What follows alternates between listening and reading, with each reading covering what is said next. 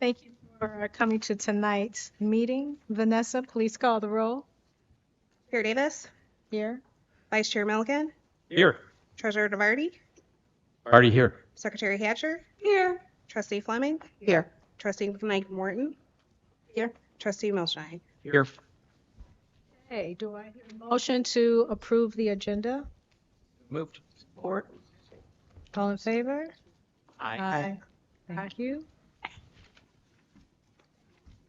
Tab A is a recommendation that the Board of Trustees approve the minutes of March 26, 2024 retreat and monthly meeting as submitted. Do I hear a motion to approve the minutes? So move. Second.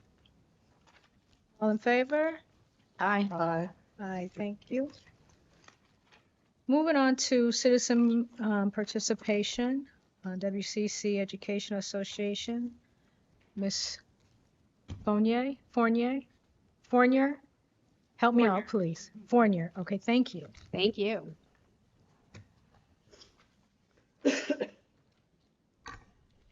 Good evening. Over the past month since we met, the faculty have been very busy providing outreach and opportunities for students in the community. Many faculty participated in the Free College Week, which brought the WCC community together to showcase our classes and programs.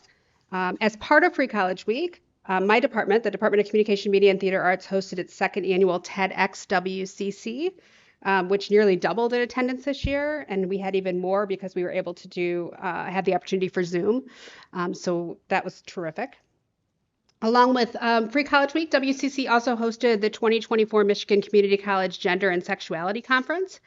This was a great success with over 100 attendees and 13 community colleges and universities being represented. This month, I want to focus on the opportunity that we have to meet the needs of all of our students and retain the integrity of our courses. Prior to COVID, the WCC Testing Center allowed all of our students to take proctored exams on campus. This change due to the pandemic, when we were forced off campus, needed a quick solution to continue to teach classes. Although virtual proctoring met our needs at the time, it is not an effective solution long term. Currently, our distance learning and flexible education students cannot use the WCC Testing Center proctoring services on campus to complete exams. Instead, they must find another testing center in the community and/or use virtual proctoring, which fosters cheating and allows students to pass courses that they otherwise would not be successfully completed. Earlier today, I shared information with a possible step-toward solution with Dr. Belanca and Dr. Tucker. We've posed a pilot of one course, Calculus 1, for fall 2024 to gather data and hopefully develop an agreeable plan for all students to have access to the same services and not just to face-to-face students. This will strengthen the integrity of our courses and assure that all of our services on campus are accessible. So I wanted to share with you guys just the report that I sent to Dr. Belanca and Dr. Tucker so that you can see.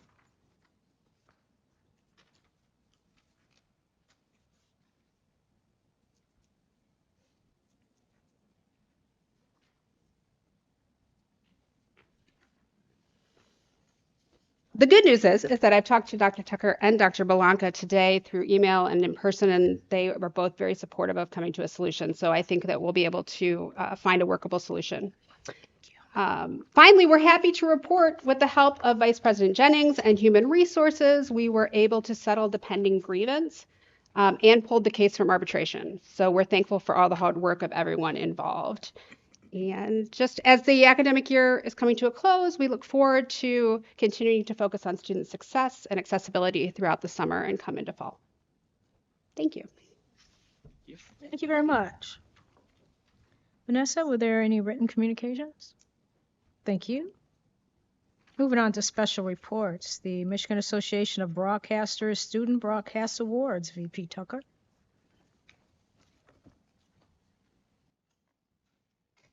Good evening. I'm excited because we have some award-winning students and our award-winning chair and lead faculty for our broadcast media program who are here to share the good news that we received just a few weeks ago. So I want to ask Dina Blair and our two students to come to tell us more about the wins that we got at the state level.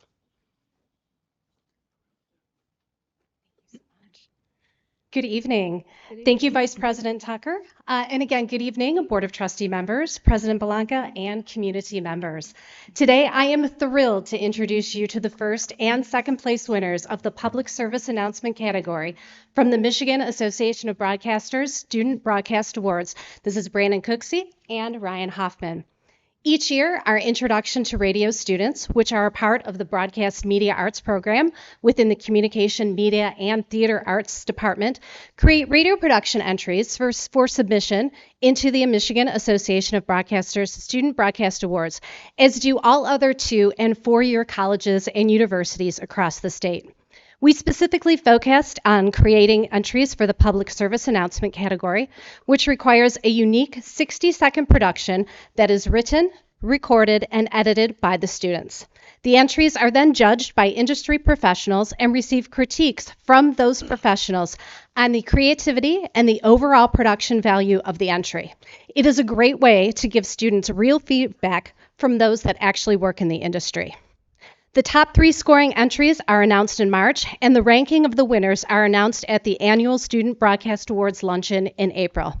This is truly a feather in WCC's cap, as we were the only community college to place in the PSA category and just one of 2 community colleges to place in the entire college audio division. This is the 4th year in a row that WCC students have placed in the top 3 spots of the PSA entries, and this year, as mentioned, we took the top 2 of 3 awards given out. Woo! Yes. Great. Oh, yeah.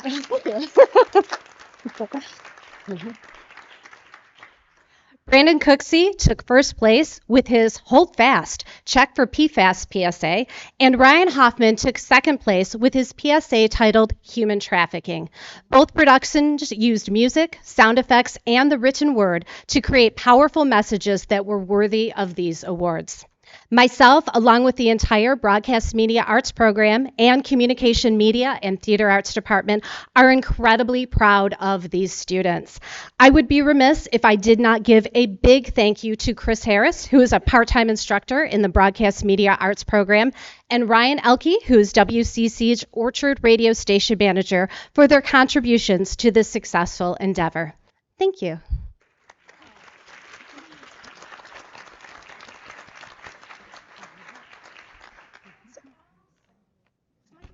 Hello, can you hear me? On. Okay.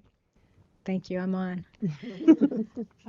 Wow, this is fabulous. You just sparked an idea. I don't know if it's ever been done here. Rose, have you ever thought about, since she just mentioned the successes that the school has with that department, has there ever been an idea of having students come together and have like a news broadcast or some sort of student-led info channel or something?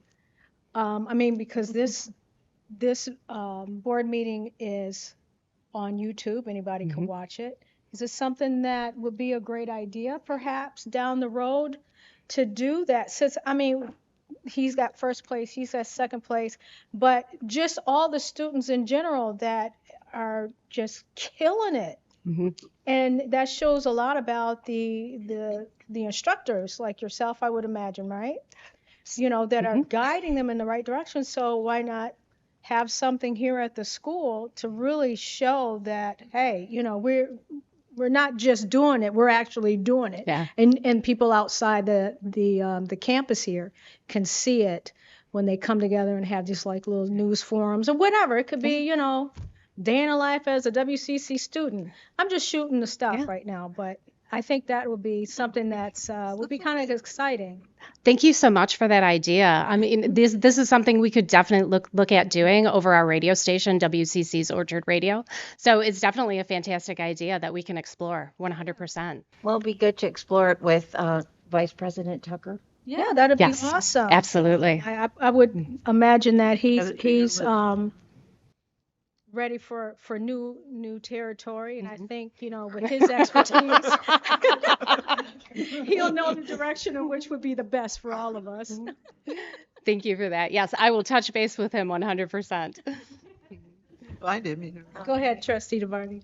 Are these audio for radio or visual AV for TV? These are audio for radio. Yes. Just another idea. Are these being submitted to local radio stations like WEMU or WCBN, the Campus Broadcasting Network at U of M, or No, any of the private stations like WHAM or other stations? No, we currently play them over Orchard Radio, which is our WCC radio station. Right. Most of the time, most of the broadcast stations have their own departments that do the PSAs, but it's not out of the realm of possibility to check with them to see if they, if they're interested, that we could certainly send them along the way, especially given that these were award-winning PSAs. Right. Yeah. It would be great when I'm driving and listening to my car radio to hear one of our PSAs on there. Absolutely. So Fantastic idea. If it's Thank you. possible to do it, it would be great. We can certainly check on that for sure. Okay, thank you. Yes. Thank you. All right. Thank you, guys. Thank you. Thank you very much.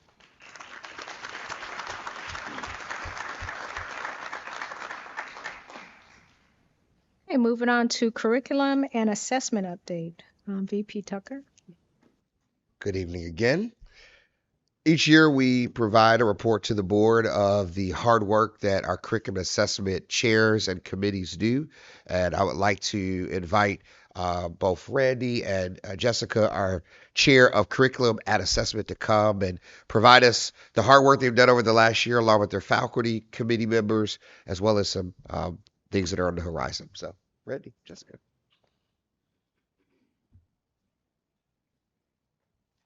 Thank you. We're going to get really snuggly. One microphone, two people.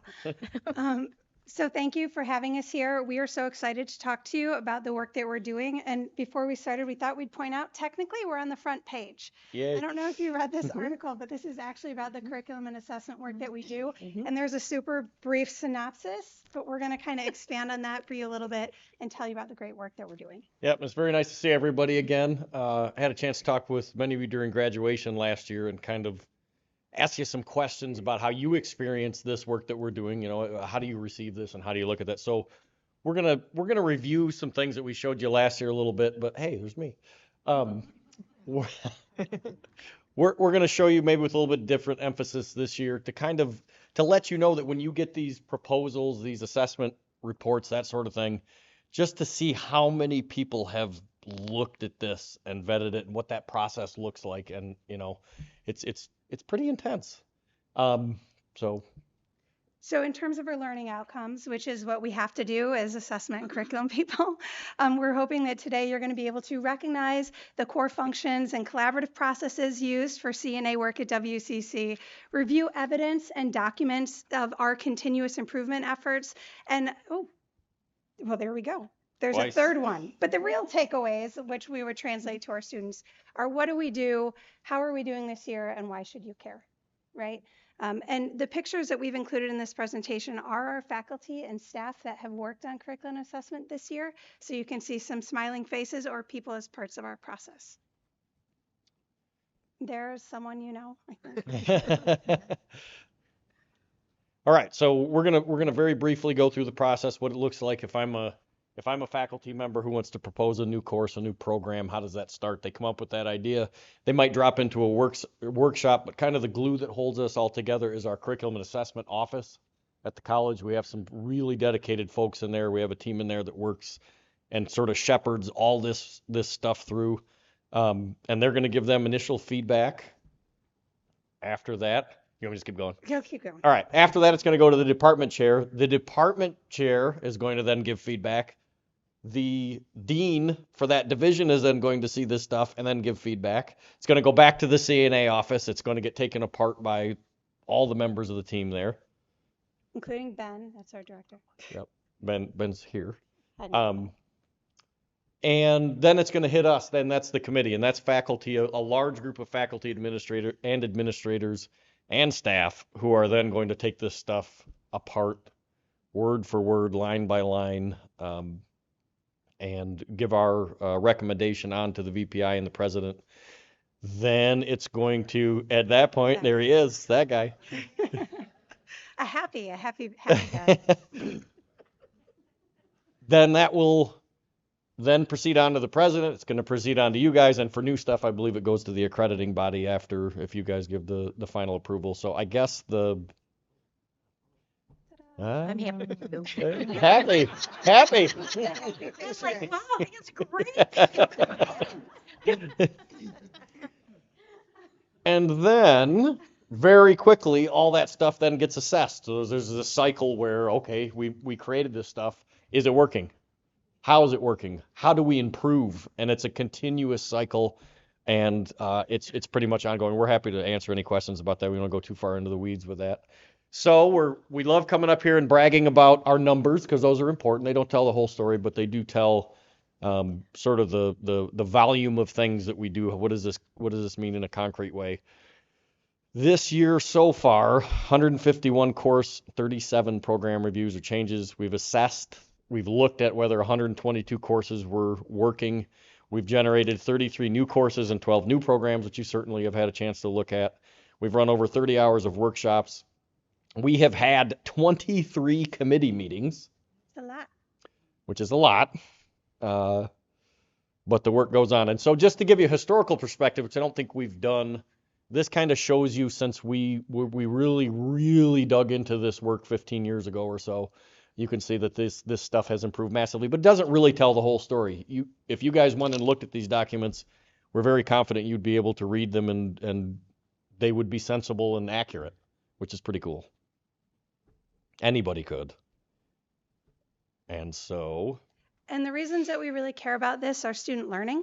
This is how we make sure that we have quality education, that our students are actually meeting those standards.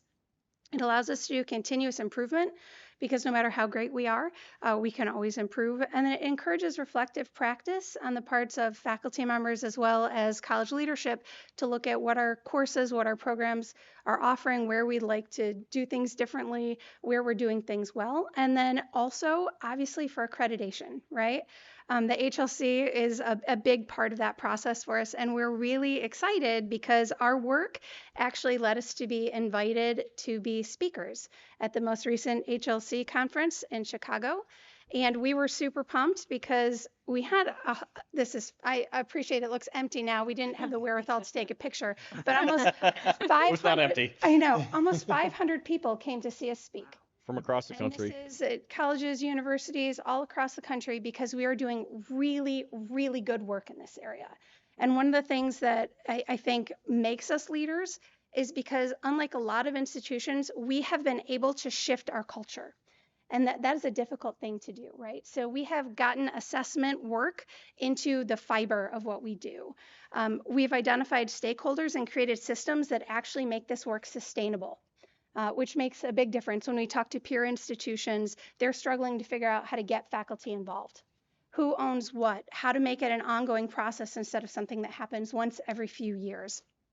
We've implemented some solid quality control. That's that huge cycle that you see everybody going through. And we've also learned to leverage resources to promote that ongoing assessment. And that's both our Blackboard, that's Zoom, that's our ability to use the contract to actually support ongoing efforts through professional development, as well as the one-to-one that we put into effect several years ago. So we have, unlike other institutions, 100% faculty participation in our curriculum and assessment process. And that's pretty awesome. So we're excited about it. Did you want to say anything? No, we were very excited. We love to brag about our faculty and the process and all the folks here that have worked to make this so cool. And it's really nice to get recognition from your accrediting body to teach other colleges and universities how to do this stuff. And for people to show up and be interested. That was great too. Yeah, and we've even heard feedback from people from Florida who have like family members that work here about how good their session was. And we're like, that's weird. No, there's some validation. That was good. Absolutely. So we were able to work with teams. We won't show these videos to you, but they are there in the presentation should you choose to watch them. We had some Sorry about that, Drew. institutional leaders, people who've worked on this process as we engaged in ongoing change to try to speak to what that looked like. And so you may recognize some of these faces, but I think some of the most important work is actually looking at cultures or people. And so we have really good people that are staying engaged and care about what we're doing when it comes to curriculum assessment. Pretty pumped about it.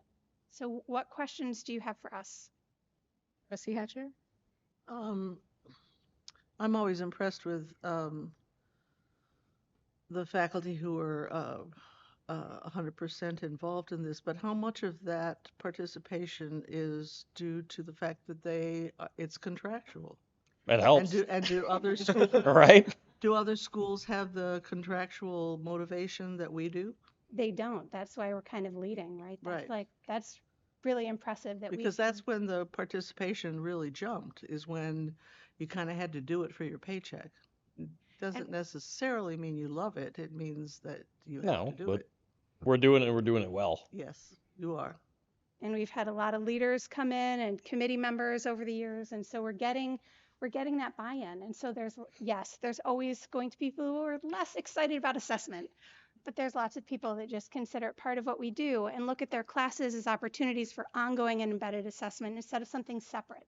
It's like happening in the class all the time, and it's just a question of reporting it. Congratulations. Thanks. Anyone else? Trustee DeVarty? I noticed those videos were YouTube videos. Yes. Are they on I know WCC has a YouTube channel. Are they on that? They aren't, but we could. They're just on mine because we used them for the presentation, but I'm happy, obviously, to make them public. If that's appropriate, we'll run it I'm through not sure marketing if it and is, but when we have these sorts of resources, if there's learning that can be done with them, or if that's somewhere I can go to look at them as a trustee. Just knowing that we have a WCC YouTube channel and making use of it, I think is a vehicle to reach people. Awesome. And I'm not sure if it's appropriate for these to be there, but if it is, it would be great. Might be a way to put those together that would the make sense. Thank you. If you'd like, and by the way, thank you so much for the great leadership job you're both doing. But Julie can connect you to the right person if you do want to, we can take a look at these and see what we can do if you do want to make them public. Awesome. Thank you. Thank you. I mean, public internally. Yeah, Right? yeah. Okay. Right. If there's such a thing. Now I forgot my question. We've purchased some systems for collecting and storing data that have been useful. Have they been useful and helped you in your work? I can't remember what they are, but I remember voting yes to buy them. Well, So- we've got some new ones. Okay. So those are in the works, and we've got I don't know how much time we have, but we have a bunch of new stuff coming in. We're very much looking forward to that. I think it's going to be a big upgrade in a lot of ways. Helps tracking or yeah, storing data or something. Tracking your data, how is your class doing, be able to access that across sections very easily, being able to put that together and get it into this process in a way that's easy to work with. I mean, we're very much looking forward to that. It's a lot of bookkeeping.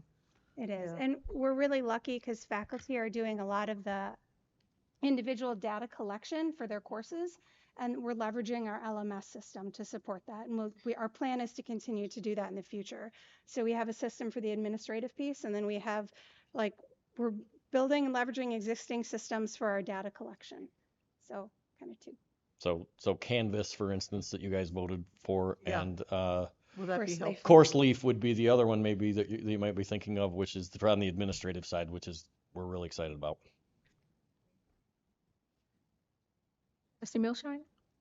How are students involved in your process? Are students able to suggest courses that, may need to be assessed, or new courses? Is there much involvement from the student front in your work? So that's probably going to be discipline specific. I can tell you how I do it where I teach. I mean, I'm giving an exam, or a big part of the questions in the last day of their last course I'm asking that directly, right? Like, on top of the technical stuff is what else do we need, right? So that's one way that you can do it. Everybody has different feedback. That's not part of the formal course assessment, but faculty, have their ears to the ground in terms of listening to that. But I mean, the students are everywhere. That's the basis of this whole thing. It's what we're looking at. How are they doing? But you're asking more, how do we get new stuff for them? New, and just, if they have feedback on courses that are being offered that, and that makes sense. Faculty members are in front of students. They're gathering that information, so that makes sense. I just want to see if there was any sort of a way for a student to go somewhere and say, hey, I have a suggestion. We would hope they would go to their faculty. But Yeah, you might have a more formal process like I do, or you might not. I mean, depends on the area, I think.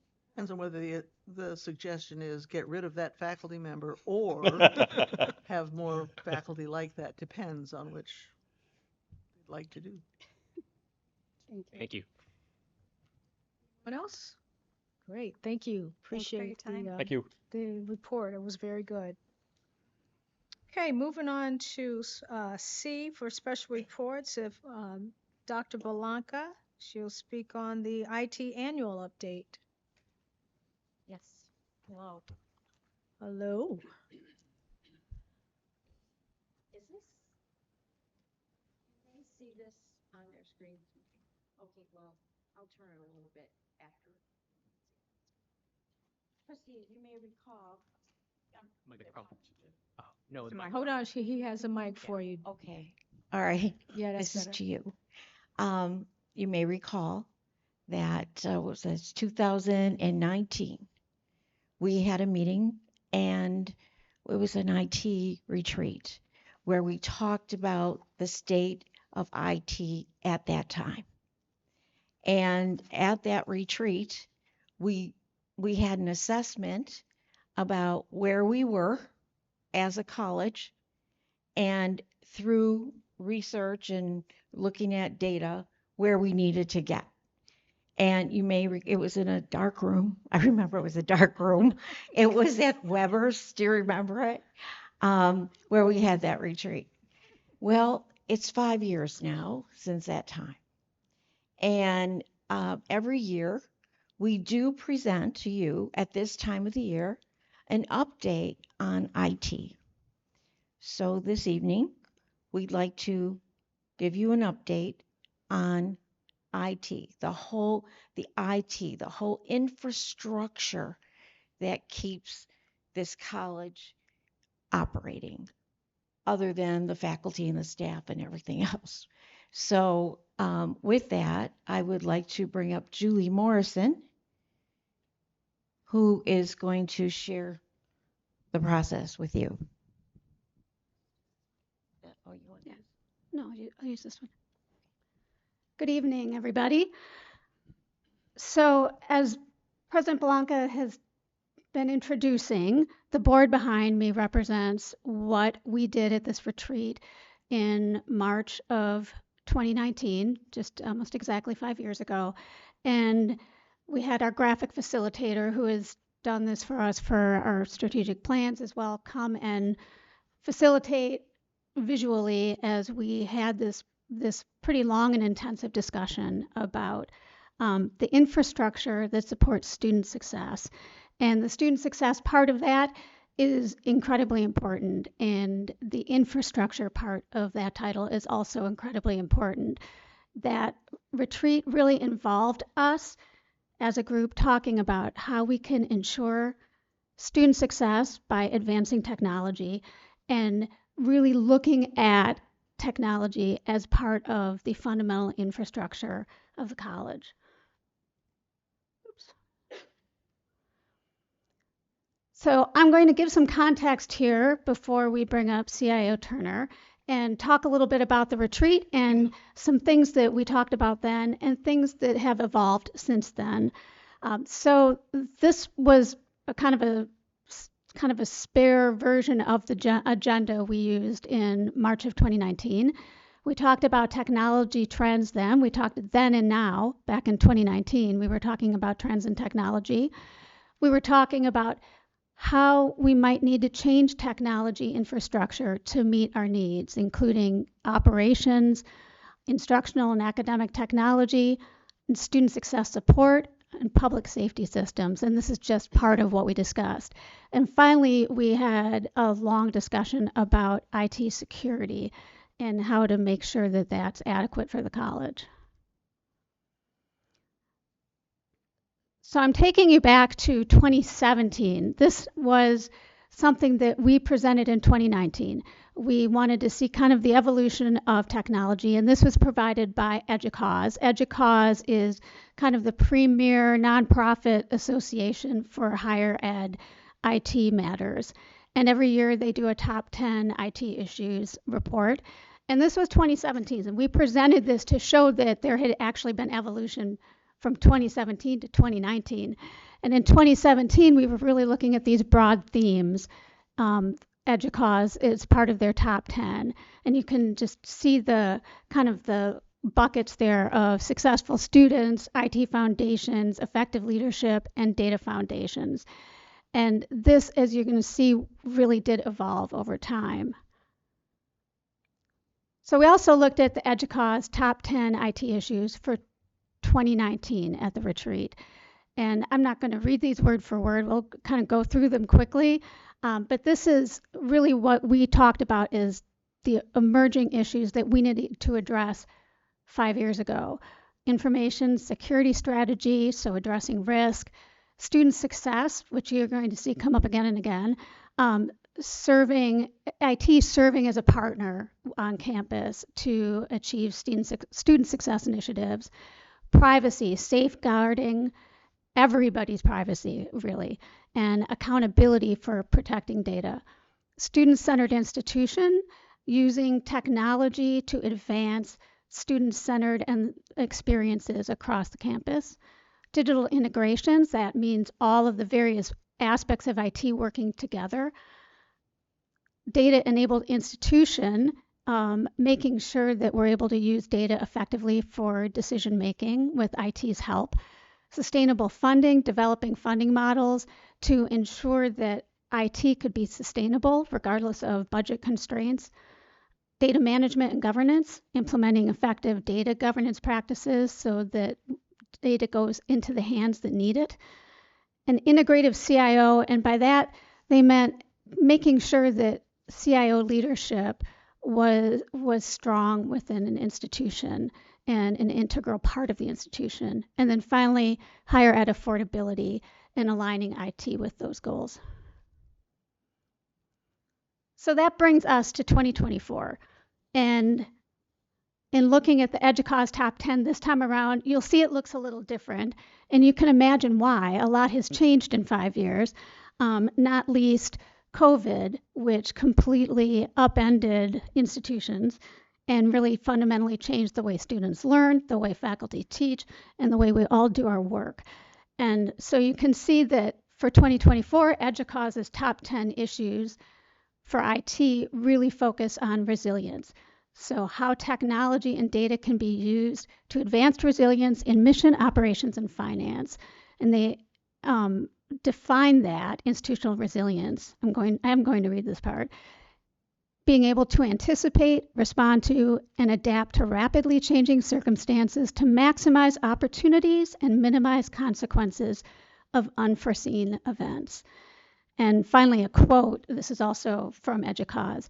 Today's leadership agenda must expand beyond growth and innovation to address risk. So you can see a shift that for many reasons, but especially due to the outcomes of COVID. And here's just an infographic of their top 10 for 2024. And you can see the mission resilience, operational resilience, and financial resilience at the top of that. And the actual top 10, and these again have evolved from the previous version. So number one, the top priority and issue that they identified was cybersecurity as a core competency.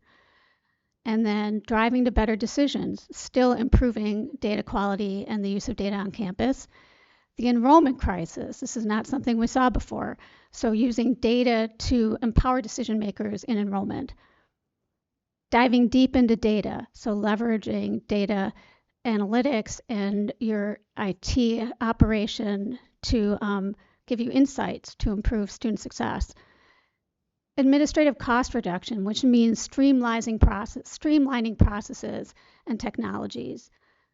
Meeting students where they are, providing universal access to institutional services, and that means wherever and however students are being served. And then hiring resilience, recruiting and retaining IT and other talent under adverse circumstances.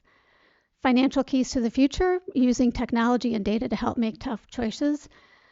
And then balancing budgets, which is controlling IT costs and vendor management so it can be effective. And then finally, adapting to the future, so cultivating agility. And you can see all of those buckets here with the three aspects of resilience. Cultivating resilient institutions. In 2024, leaders will be using technology and data to help higher education increase its mission, operational, and financial resilience. EDUCAUSE has one other source, which is a trend watch that they put out every year. And on top of the IT issues that we just presented to you, these are three macro trends that they've identified going forward. The first is, again, this is hearing this on repeat, increasing need for data security and protection against threats to privacy. And then responding to the demand for continued hybrid and remote work and learning also. And then responding to the need for data-informed decision making. So this is not EDUCAUSE. This is something else we looked at during the retreat in 2019. This is an organization that's called it's hard to say, EduVentures Research, which provides this higher education landscape every year. And this landscape visualizes all the vendors and technology products that align specifically with the student life cycle. What you're seeing here is actually the 2017 one, which is what we presented in 2019. And at this point, there were about 300 IT products in 40 different market segments. And I know this is hard to see, but there are quite a few products here that we would be familiar with, including Ellucian, which is in the upper left where my mouse is. And then bring it up to today, higher education tech landscape for 2023. So in that amount of time between 2017 and 2023, this grew to over 400 vendors and products in almost 50 market segments, all of these related to institutional and student success. And that's just one example of how the IT operation is really influential and essential to student success. So again, in this one, you can see Ellucian is on there, along with many other vendors that we know. We don't use all of these, obviously, but Blackboard and Canvas are both on there, for example, and CourseLeaf, which we just talked about. So you can see that there is a huge impact on student success by technology. With that, we'll move on to CIO Turner, unless there are questions for this. Yes. Adapting to the future, how does artificial intelligence come to bear on our thinking here? I'm surprised that that didn't surface. That's a great question that I don't feel qualified to answer. I'd say it's that is a work in progress everywhere. I was just at the HLC, the Higher Learning Commission conference with our curriculum and assessment chairs. And last year at that conference, there was a single session on AI. This year, I don't know how many there were, but there were a lot, and every one of them was not sold out, so to speak, but sold out, so to speak. They were absolutely full. And it's a moving target, and it's here, and it's coming. In that direction of more studies. As a matter of fact, Allie and I talked about forming a committee, a joint committee or task force to take a look at AI. The faculty will look at it in terms of okay, so this doesn't sound like a definite because we haven't worked out all the details. But what we're hoping the faculty will do is take a look at how it addresses what they teach, their courses, student work. And then, of course, we're going to have to look at how AI impacts operations, And so, but Allie and I are committed to working together to come up with something to work on this. So I don't want to speak prematurely without getting her input. So, but I just want you to know we're going to be doing that in the fall. It's good to hear it's in play. Okay. Yes, it is in play. Thank you, Julie. At this time, I'd like to invite Dr. Patrick Turner, our CIO, to please join us and bring us up to date on our technology progress. Good evening, trustees. I feel privileged to be here tonight to be able to present this 5-year retrospective since I've only been here for 6 months. I'll open by saying when I reviewed this, when I first got here, I was amazed at how insightful it was and how it really, in 2019, really set a posture for some rapid and significant improvement and growth in the leveraging of IT technology. So where I want to start here is to talk a little bit about what we're going to talk about tonight. So Julie did a great job with the chart here, so I don't think I have to orient you this in this case, but in the first quarter at the bottom, there's the IT maturity model, and we're going to be talking a little bit about that and how you create and sustain IT maturity. We'll do a quick review of the last 5 years and what's been accomplished. We'll talk about what EDUCAUSE talked about, which is enabling student and faculty success and how we can leverage technology to do that. And then all of a sudden, we'll get to alignment of the 21st century, which we'll talk about analytics and its role, and really the expanded role of online that has been so drastically changed through our COVID experience. And then the changing face of cybersecurity, we'll talk a little bit about that. And then modernizing our IT infrastructure and the path forward beyond 2024. So here we go. So here is the chart, which we heard a lot about. So we'll go right past that. And so one of the things that I've done in the last several positions I've had is to create a point of view of what IT really does. And we enable work. We're not dictators. We don't limit. What we do is we look at every position and we work towards enabling the work that that position or role does. So going back to 2019, when the contract first started, there's a formation of IT leadership, the creation of an IT strategic plan, how we communicate and collaborated with leadership, and then alignment of 5 transformational services that would be provided. So application services, infrastructure, which is your servers, storage, network, user services, PCs, printers, making sure that the tools that individual users use is top-notch.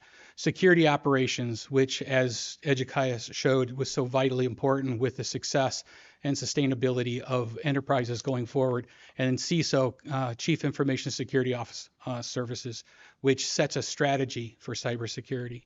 And then right into 2020, we did some restructuring of the help desk to create a larger expanse and more services around that. User services, we completely overhauled the PC fleet.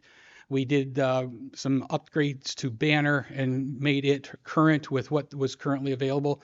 And then all of a sudden in February, COVID hit. So we started going remote. Teaching and learning pedagogy took a drastic change because it had to. We deployed 600 laptops, soft phones, all of those things that would enable remote learning. The CARES projects hit the decks. We did online learning services, again, to respond to remote learning.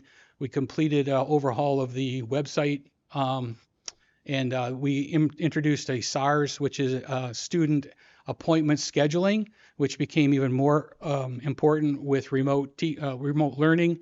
TargetX, which is our customer relationship management system, had some deep integrations with Banner to help reach students, communicate with them in new ways.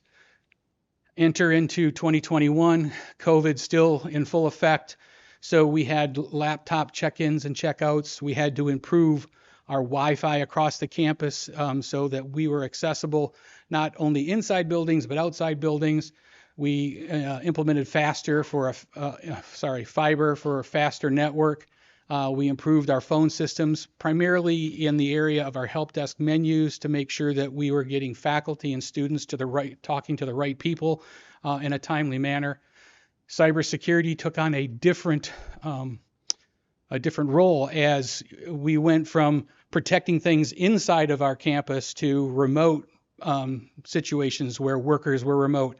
So things like PII, which stands for personally identifiable information, social security numbers,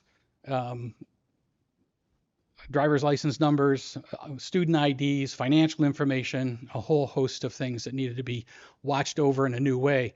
Patching those systems that had gone remote.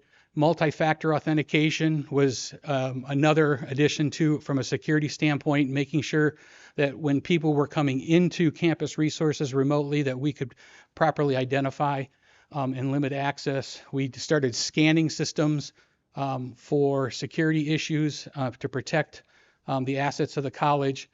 We started addressing an aging information or infrastructure backbone, and then we started implementing a project for Banner called Back to the Baseline, which was an effort, and we'll talk a lot about this throughout the presentation here, to get rid of customizations, and we'll talk about why that was important.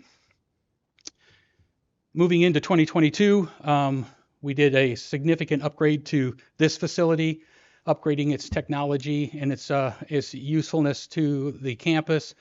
We did a integration between Banner and Blackboard called Integrated Learning Platform, which exchanged information between Banner and Blackboard so that we could make sure that we could identify at-risk students earlier. As you likely know, research shows that if you don't reach an at-risk student within the first couple of weeks of a term, it's very difficult to get them back online. So so that was an important addition.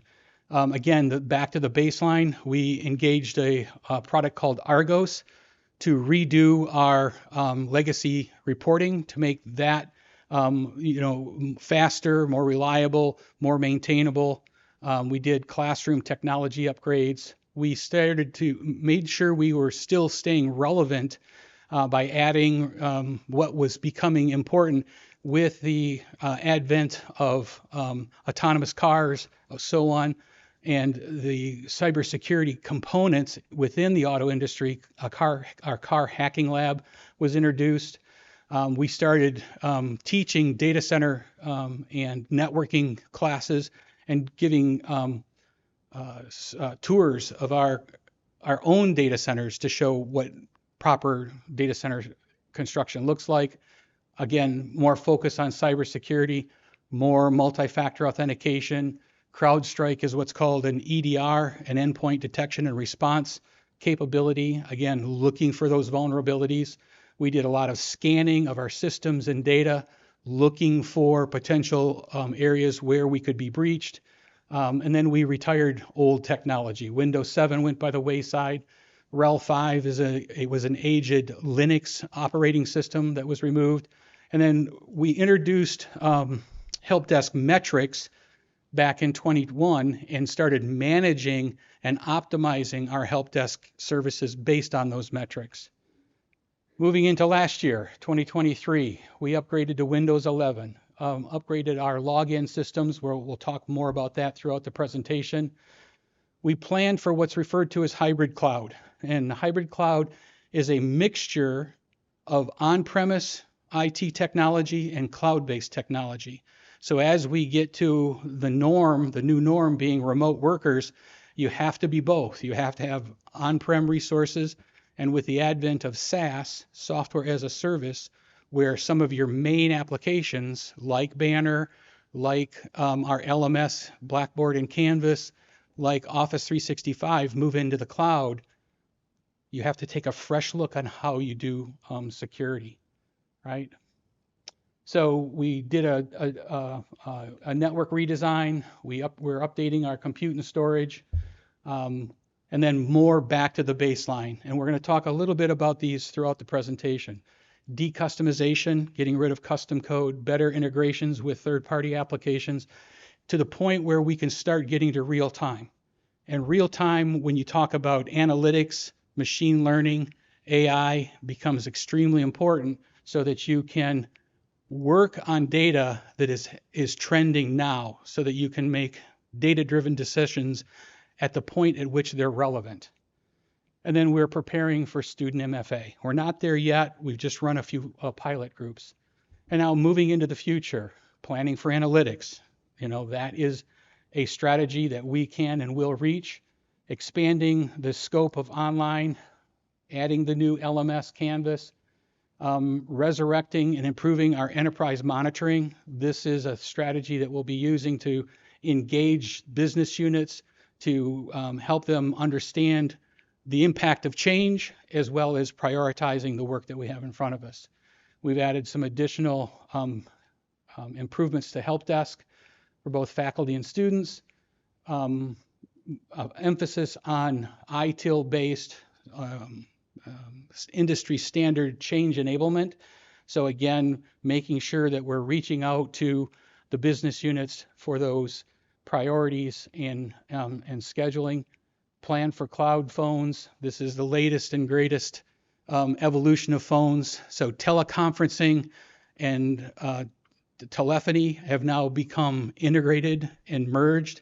So taking advantage of that, we're upgrading our security firewalls, making improvements to cell and Wi-Fi coverage, and then necessarily as we increase the performance and the scope of this technology, we're upgrading power and HVAC across the campus. So, whew, that was a lot. You can see that Washtenaw sure hasn't stood still. Done a lot of really amazing things. So let's talk about, where we're at and where we're headed for the future. So just as kind of a summary, in 2019, our network was congested. We had out-of-date compute and storage. We had lacking mechanical maintenance of some of the infrastructure, the mechanical infrastructure. Our campus IT closets were in disarray. We had a fragmented operational help desk. Our process documents lacked maturity. Online learning was not as scalable as it needs to be to keep pace with what remote work has become. And as we mentioned, out-of-date telephony. So our journey from then to where we are now, to a new modern network that is routed and virtualized, that it becomes stable, robust, and scalable. Process documentation that is sustainable, repeatable, and scalable to a level of maturity that increases our customers' satisfaction, our students. Operational support group alignment that is consistent, effective, and responsive. Online learning scalability and modernization that addresses the issues around accessibility and standards. Telephony and teleconferencing, integration and unification, as I mentioned before. So with that backdrop, enabling student success and enabling student success by changing, thank you so much, engagement modalities. And really to summarize what this means is faculty and students moving towards and using technology to get faculty students on a level technological playing field via classroom technology, which facilitates modern pedagogy. So meeting those students right where they're at. And I think this was an issue that was brought up through the EDUCAUSE analysis.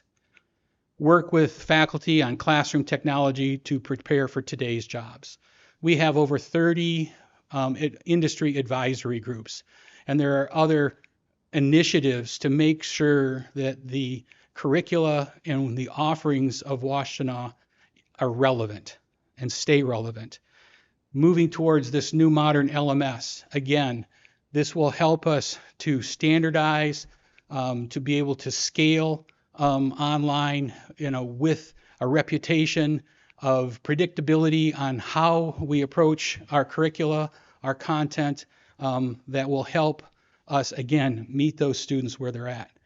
And then the more pedestrian, but all important classroom upgrades where we have up-to-date projectors, smart boards, sound, so that we can get to those different delivery modalities like synchronous, asynchronous, hybrid, etc. And to give a couple of examples of how we're staying relevant to the jobs that are out there, to student success, the automotive hacking lab is depicted here.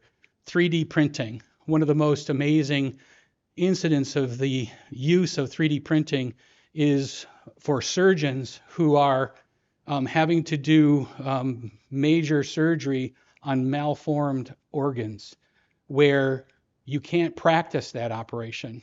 Cadaver labs don't have those kinds of situations for a surgeon to practice. So this technology has evolved to the point where they can 3D print those malformed organs through scanning, and surgeons can practice and make the mistakes where the consequences are irrelevant so that they're more likely to have a successful outcomes in the operating rooms.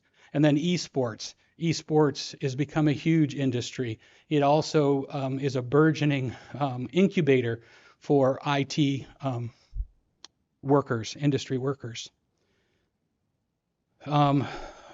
Modernization, you know, what I refer to as the 21st century alignment. So we talked about analytics, AI, machine learning. The common thread in making advancements in these areas is that they all require data availability to their algorithms.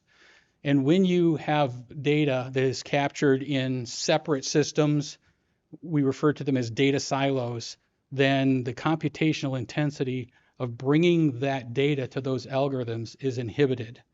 So how do we create this environment where we can use data-driven decision-making in real time?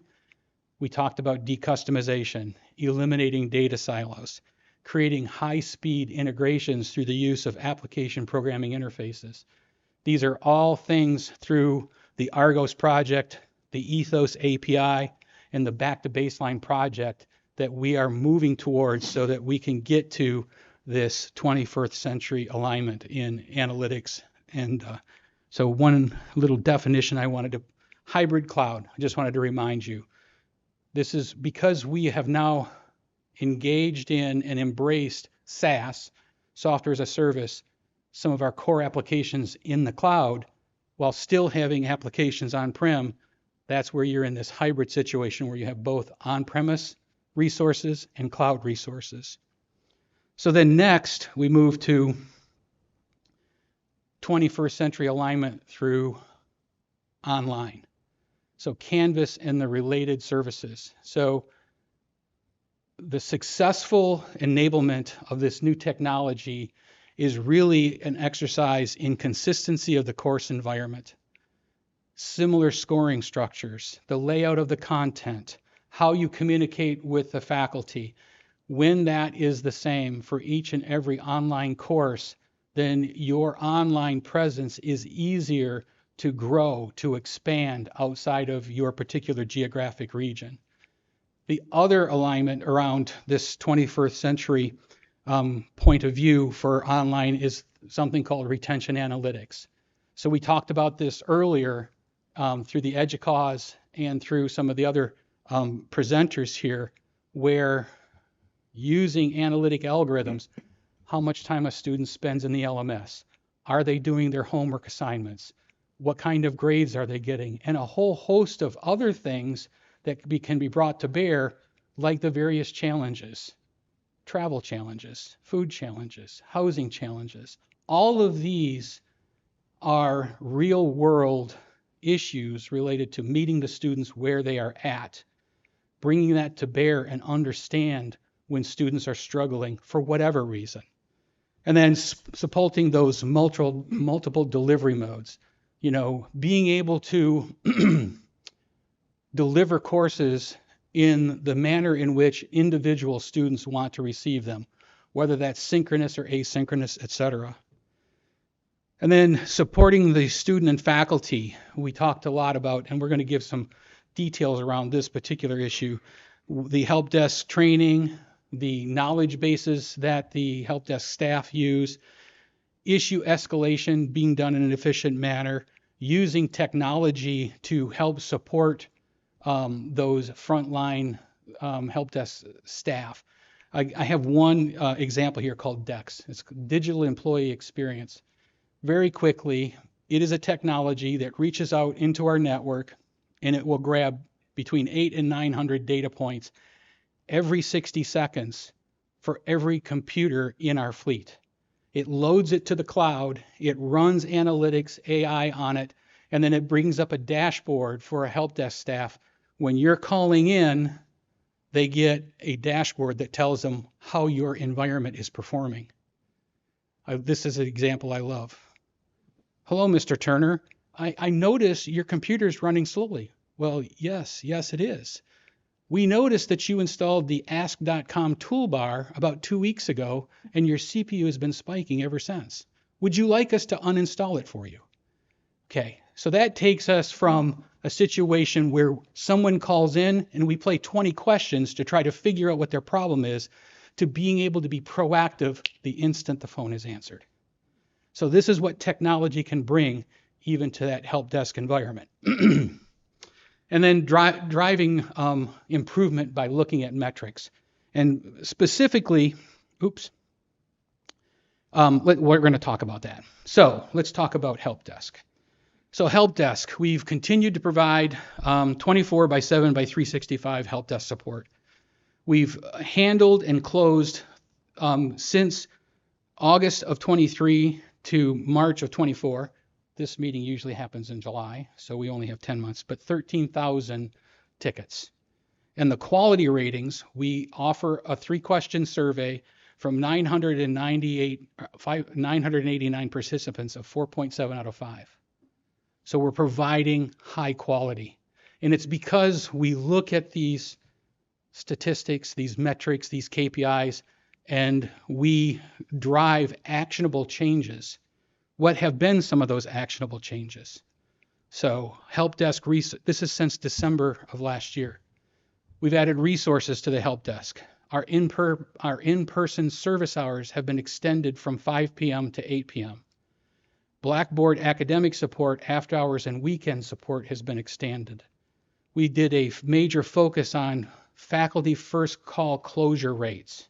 That means resolving their issue on the first phone call. By adding additional help desk resources, our average answer time and closure rates went up, and answer times went down from a minute to seconds. This creates confidence and trust.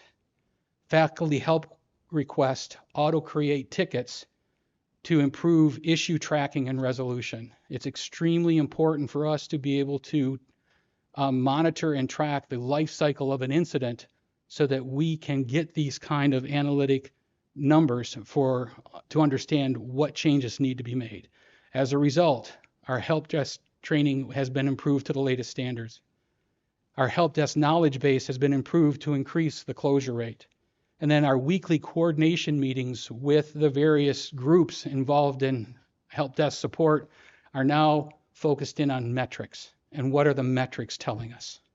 So overall, enabling student success has been greatly enhanced through technology. Okay, changing face of cybersecurity. This is one of my primary areas over the last 20 years or so.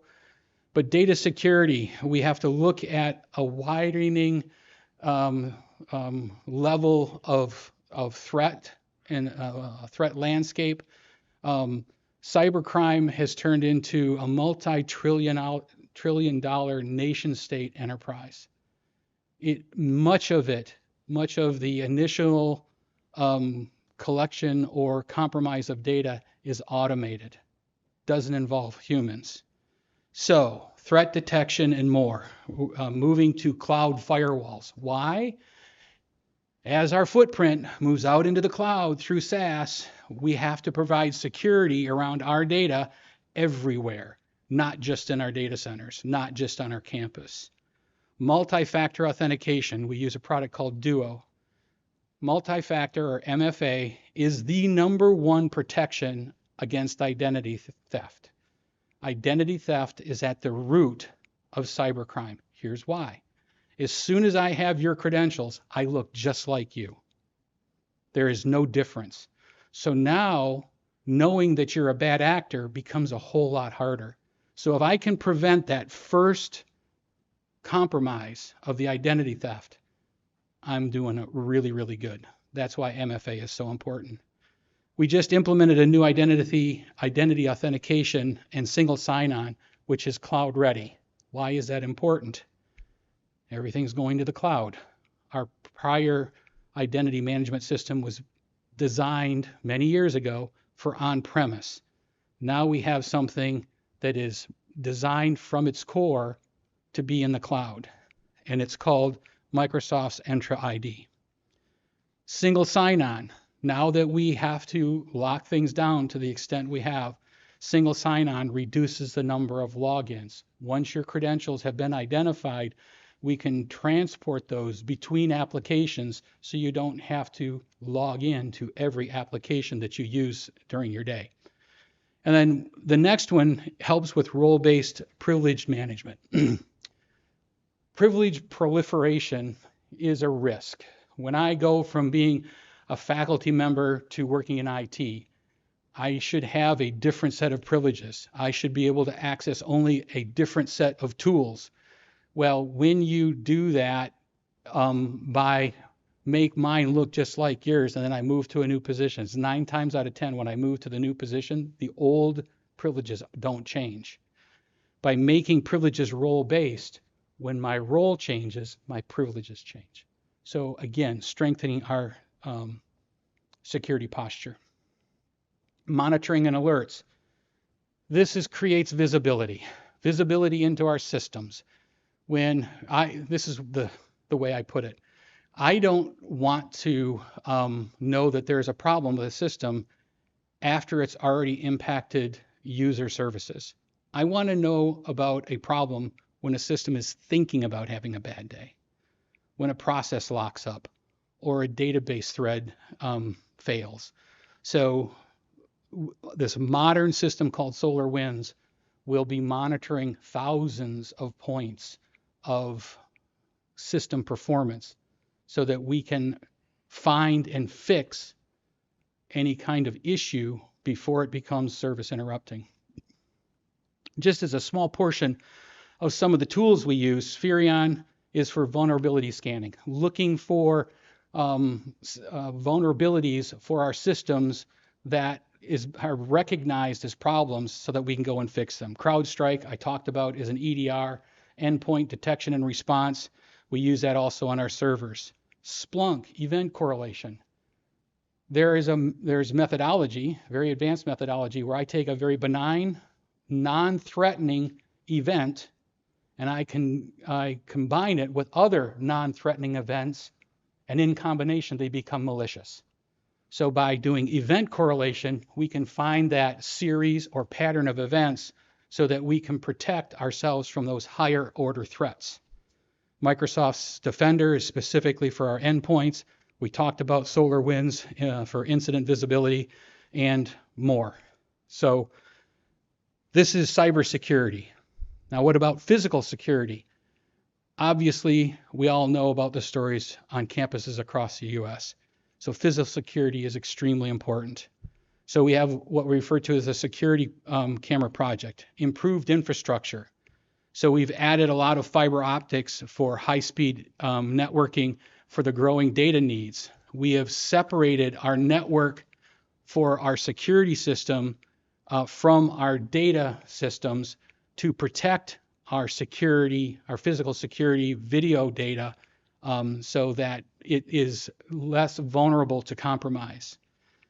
We've provided backup power for all of our cameras. That's a long story, but the last thing you want is when you have a power outage for your cameras to go dark, right? So we've provided backup power for all of the cameras. Complete coverage for better human safety and incident response. Having dead spots in your coverage of your security cameras is a risk to human safety. Using what's referred to as an NVR, a centralized NVR, a network video recorder, takes all of the different DVRs we had around campus for security cameras, combines it into a single system that is network-based, so we get a single pane of glass to look at all of our cameras. And what all of this infrastructure enables is for us, once we have it completely deployed, for future possibilities. for things called in-camera analytics, where cameras can tell when a person leaves an object behind. It may be something as benign as a backpack. It could be something malicious. Group movement velocity. What's that about? When you have a group of students that are moving fast, something bad's probably happening, unless it's the track team, but you get the point. And then path tracking between cameras.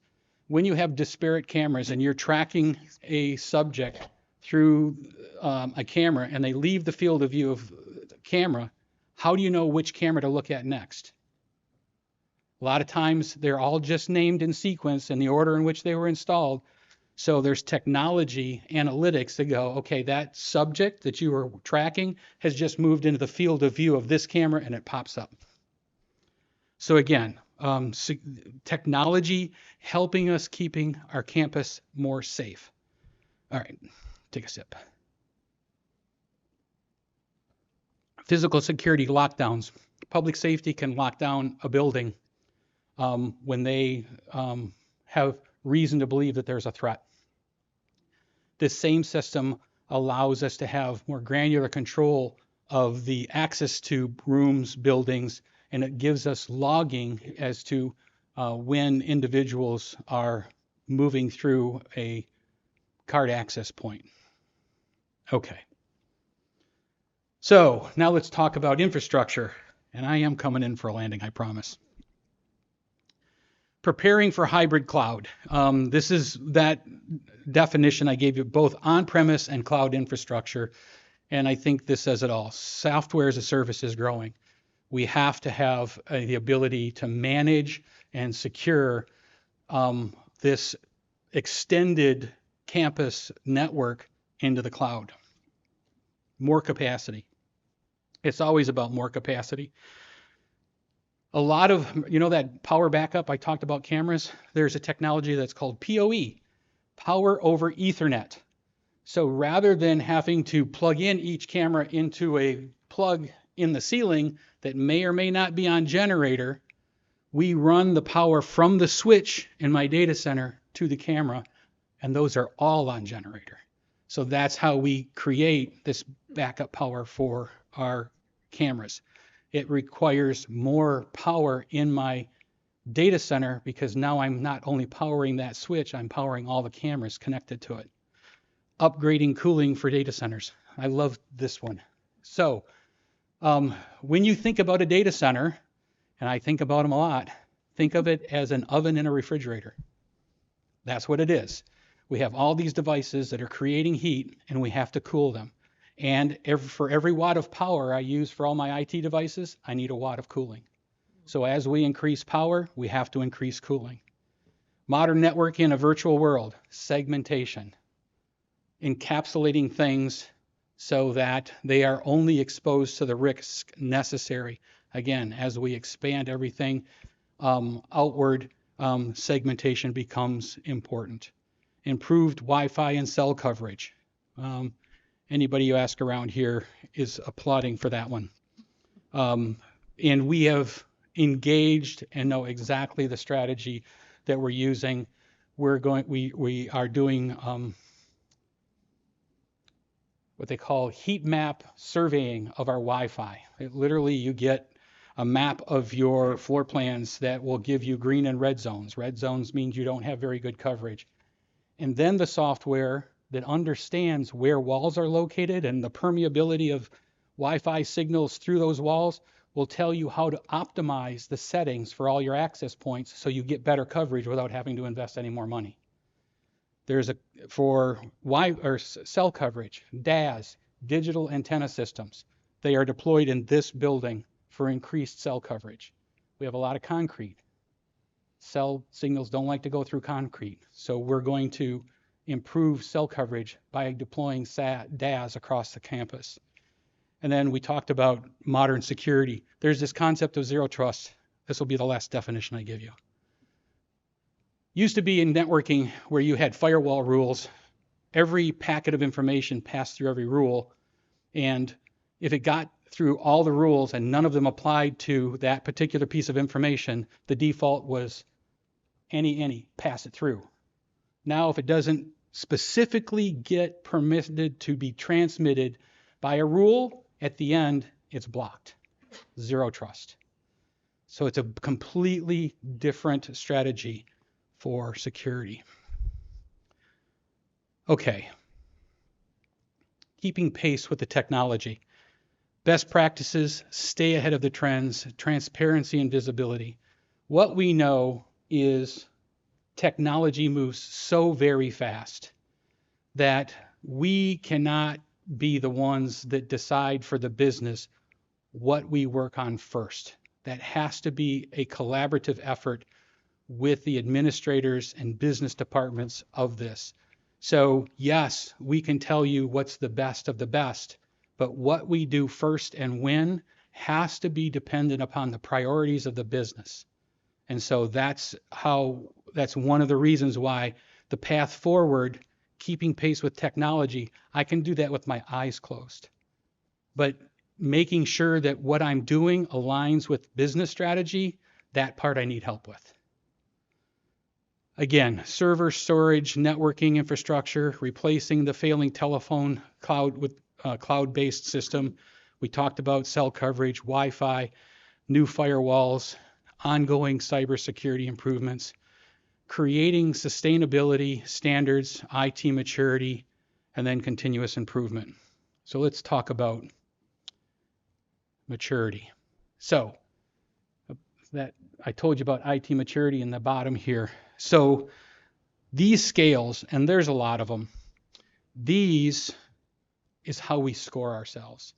These tell us how we stack up against the industry best. So in 2019, and so let me tell you about this scale.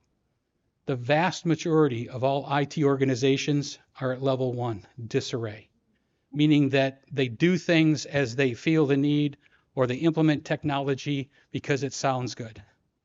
Reactive is a step up from that, meaning that you're strategically looking at the problems you have and reacting to those. Proactive means that you're having a plan. You're not in that reactive mode. You're looking more strategically. Mature. Very few people reach mature. Why? Because technology changes so fast. And then strategic. So these are the people that are at the tip of the pyramid, right? So between 2019 and where we are now, we are proactive. We are strategic. We are acting strategically and having a plan on where we are going. The interesting thing about these scales is they tell you where you rank, but they don't tell you how to improve. What we have over here under the IT operational maturity life cycle is how we go about getting better. And I'm not going to go through these. I'll go through them quickly. Sustainability is the lottery effect, hit by the bus effect. You have a subject matter expert. If they go on vacation or they take a new job, all of a sudden you can't do something that you used to be proficient at. So how do we fix that? No single points of failure, either human or redundancy. We cross-train, making sure everybody are on the same page about mission and vision. Complete and accurate updated process documentation. So as new people come in, we can point them at training. Repeatable, no data silos. We talked about how important that is to becoming reactive or to becoming best at using things like analytics and machine learning, so on. No system fragmentation. The only way to assure effective analytics, machine learning, and AI enables enterprise monitoring and so on. And then scalable is making sure growth is not blocked by either human or technology capacity upgrades. And I'm running out of time. Okay. These are the principles. We enable work. That's what we do. Best practices are achieved when planning starts there with best practices. So we got to start understanding what they look like and use them in our planning. Managing workload through visibility and priority, partnership with administration and the business, so that what we're working on are the stuff that's going to matter most. Improve operational maturity, we just talked about. Change management. CCB, a change control board. That's a much longer topic. Basically, it means no unplanned service interruptions. Building a culture of trust. Telling your business partners what you're going to do, when you're going to do it, and then do it. And then one of my favorite, take care of the people and the work will take care of itself. We have to care for those IT nerds that sit in the back room. We're a team. We support each other. And change is absolutely inevitable. Believe in this team, and we will help lead, and then this will help WCC's IT team be the best. And this is one I like to have a tattoo.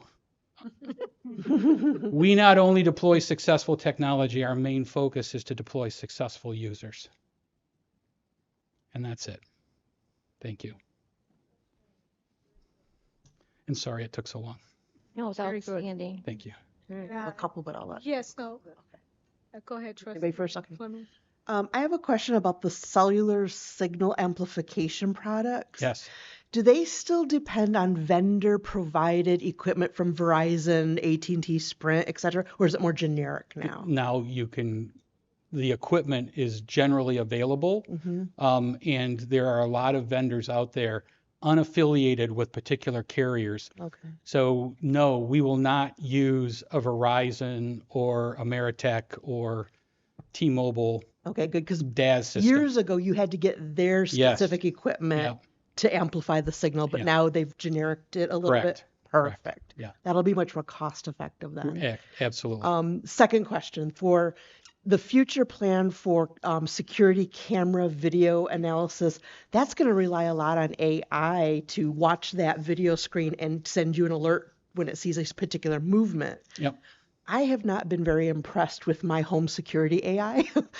It quite often tells me that there is human activity detected when it's just a bird sitting on my porch.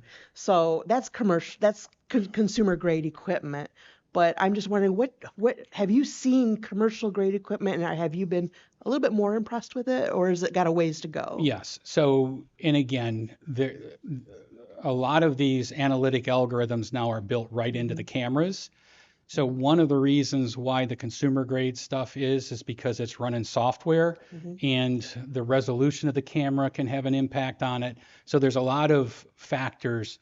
So when you select a system, you want to make sure that you're selecting a system where all the components of that capability are meant to work together. So yes, I have seen systems that are much, they have license plate readers. Okay, good. And that kind of stuff. All So, right. Thank yeah. you. Doctor. Trustee Hatcher? What? I call you Dr. Hatcher. That's I give up. An incredibly thorough presentation. Thank you. And I almost understood most of it, which is my problem, not yours. It was very clearly done. And at the end, you began to address what I was thinking of throughout the presentation, especially the help desk, but also the team, is where the people fit in to this. Now, the users, of course, but your team is, how big is your team? 28 people. That's, yeah. But so I have resources that I can draw on much more than that. Well, I'm just saying it is so important to maintain the trust and collaboration of that team. Yep.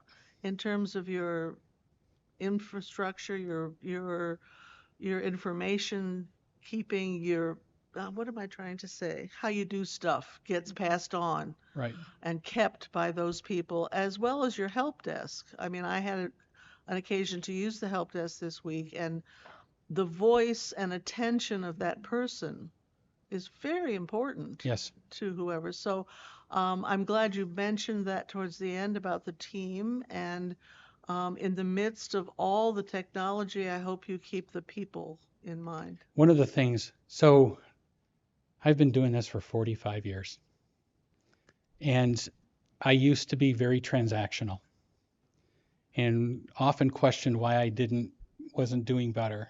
And then I went and got my doctorate, and I had the privilege of going to the Ferris program, and every one of the professors were former presidents or high up in higher ed.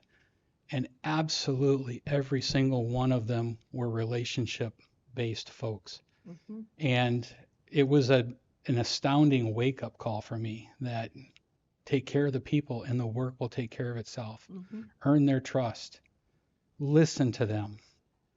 We have really smart people. But if they get pushed down, then they'll recoil, right? And we need them fully engaged because IT is not for the faint of heart these days. Keep them happy. Thank you. Amen. Add one Yes. point to that. Kathy, can you hold on to that? Sure. That one person. Trustee McKnight Moore. I just want to say pretty much what Ruth was talking about calling to the IT desk. I'm always calling. I seem like I always have some issues with my laptop or my desktop. Yep. And I have a particular person I speak with all the time. And he said, I just don't know what's going on. And he said, that's okay. You'll be all right. And let's talk this through. Let me see what I can do. So he really reassures me all the time. Yep. And I haven't called him this week. One of the things I tell my people, particularly help desk people, is that when you walk into somebody's office or they call you on the phone or they walk up to you, they are already having a bad day. And you have a choice to make. You can condescend, you can berate, you can belittle, or you can make their day a little bit better. Have patience, understand, and solve the problem. And sometimes in the heat of the moment, because I'll tell you, it takes a special kind of personality to answer that phone and a lot of times have people yelling at you. To stay calm, to listen through the upset, and, again, make their day a little bit better. I can tell you this. He has made my day many, many times Thank you. over. Is it Lewis? No, it's Nick. Nick. Oh, yeah. Oh, Nick's amazing. I love Nick. Yeah. Many people do. Yeah. Including you this just burst my one. bubble. Yeah. Trustee Fleming. Sure. Just to add on to what both Ruth and Diana are saying, I'm really glad to hear that you're fostering those relationships with users, but also, celebrating your help desk people, because even though we know we're being attacked by state actors, I'm still more afraid of the inside actor. Yep. We need to let them know that they are valued, we appreciate them, and, give them some empathy too. Absolutely. When they're flooded. Yeah. Yes. Thank you so much. Are you okay? Thank you You're welcome. so very much. You bet. Thank you. I just have to ask this question. Did you get your doctorate in infotech No, education. education? Yep. This was excellent. Higher education leadership. Okay, great. You did an excellent job. Thank you. Thank you. Thank you so much. Ooh, okay. All right, so we will be moving on to the monthly reports for tab B. Tab B, the recommendation is that the Board of Trustees approve the personnel recommendations as submitted. Do I hear a motion? So moved. Second. All in favor? Aye. Aye. Thank you. That personnel. Yes. I was just. I'm Oh, sorry. yes, Your mother yes. was. Your mother was interrupting me. A lot of times, I know. Sorry. I just wanted to congratulate Pat Lenton, who's been here forever and helped so many students in so many different positions that she's had and so forth. Patient, knowledgeable, sense of humor, the kind of person you'd like to send a student to. So congratulations to Pat. Anyone else? Okay. Thank you Where am I? letting Tab B. no. Okay. Moving on to tab C, the financial reports. VP Barnes, you have anything you would like to add before we move on with this?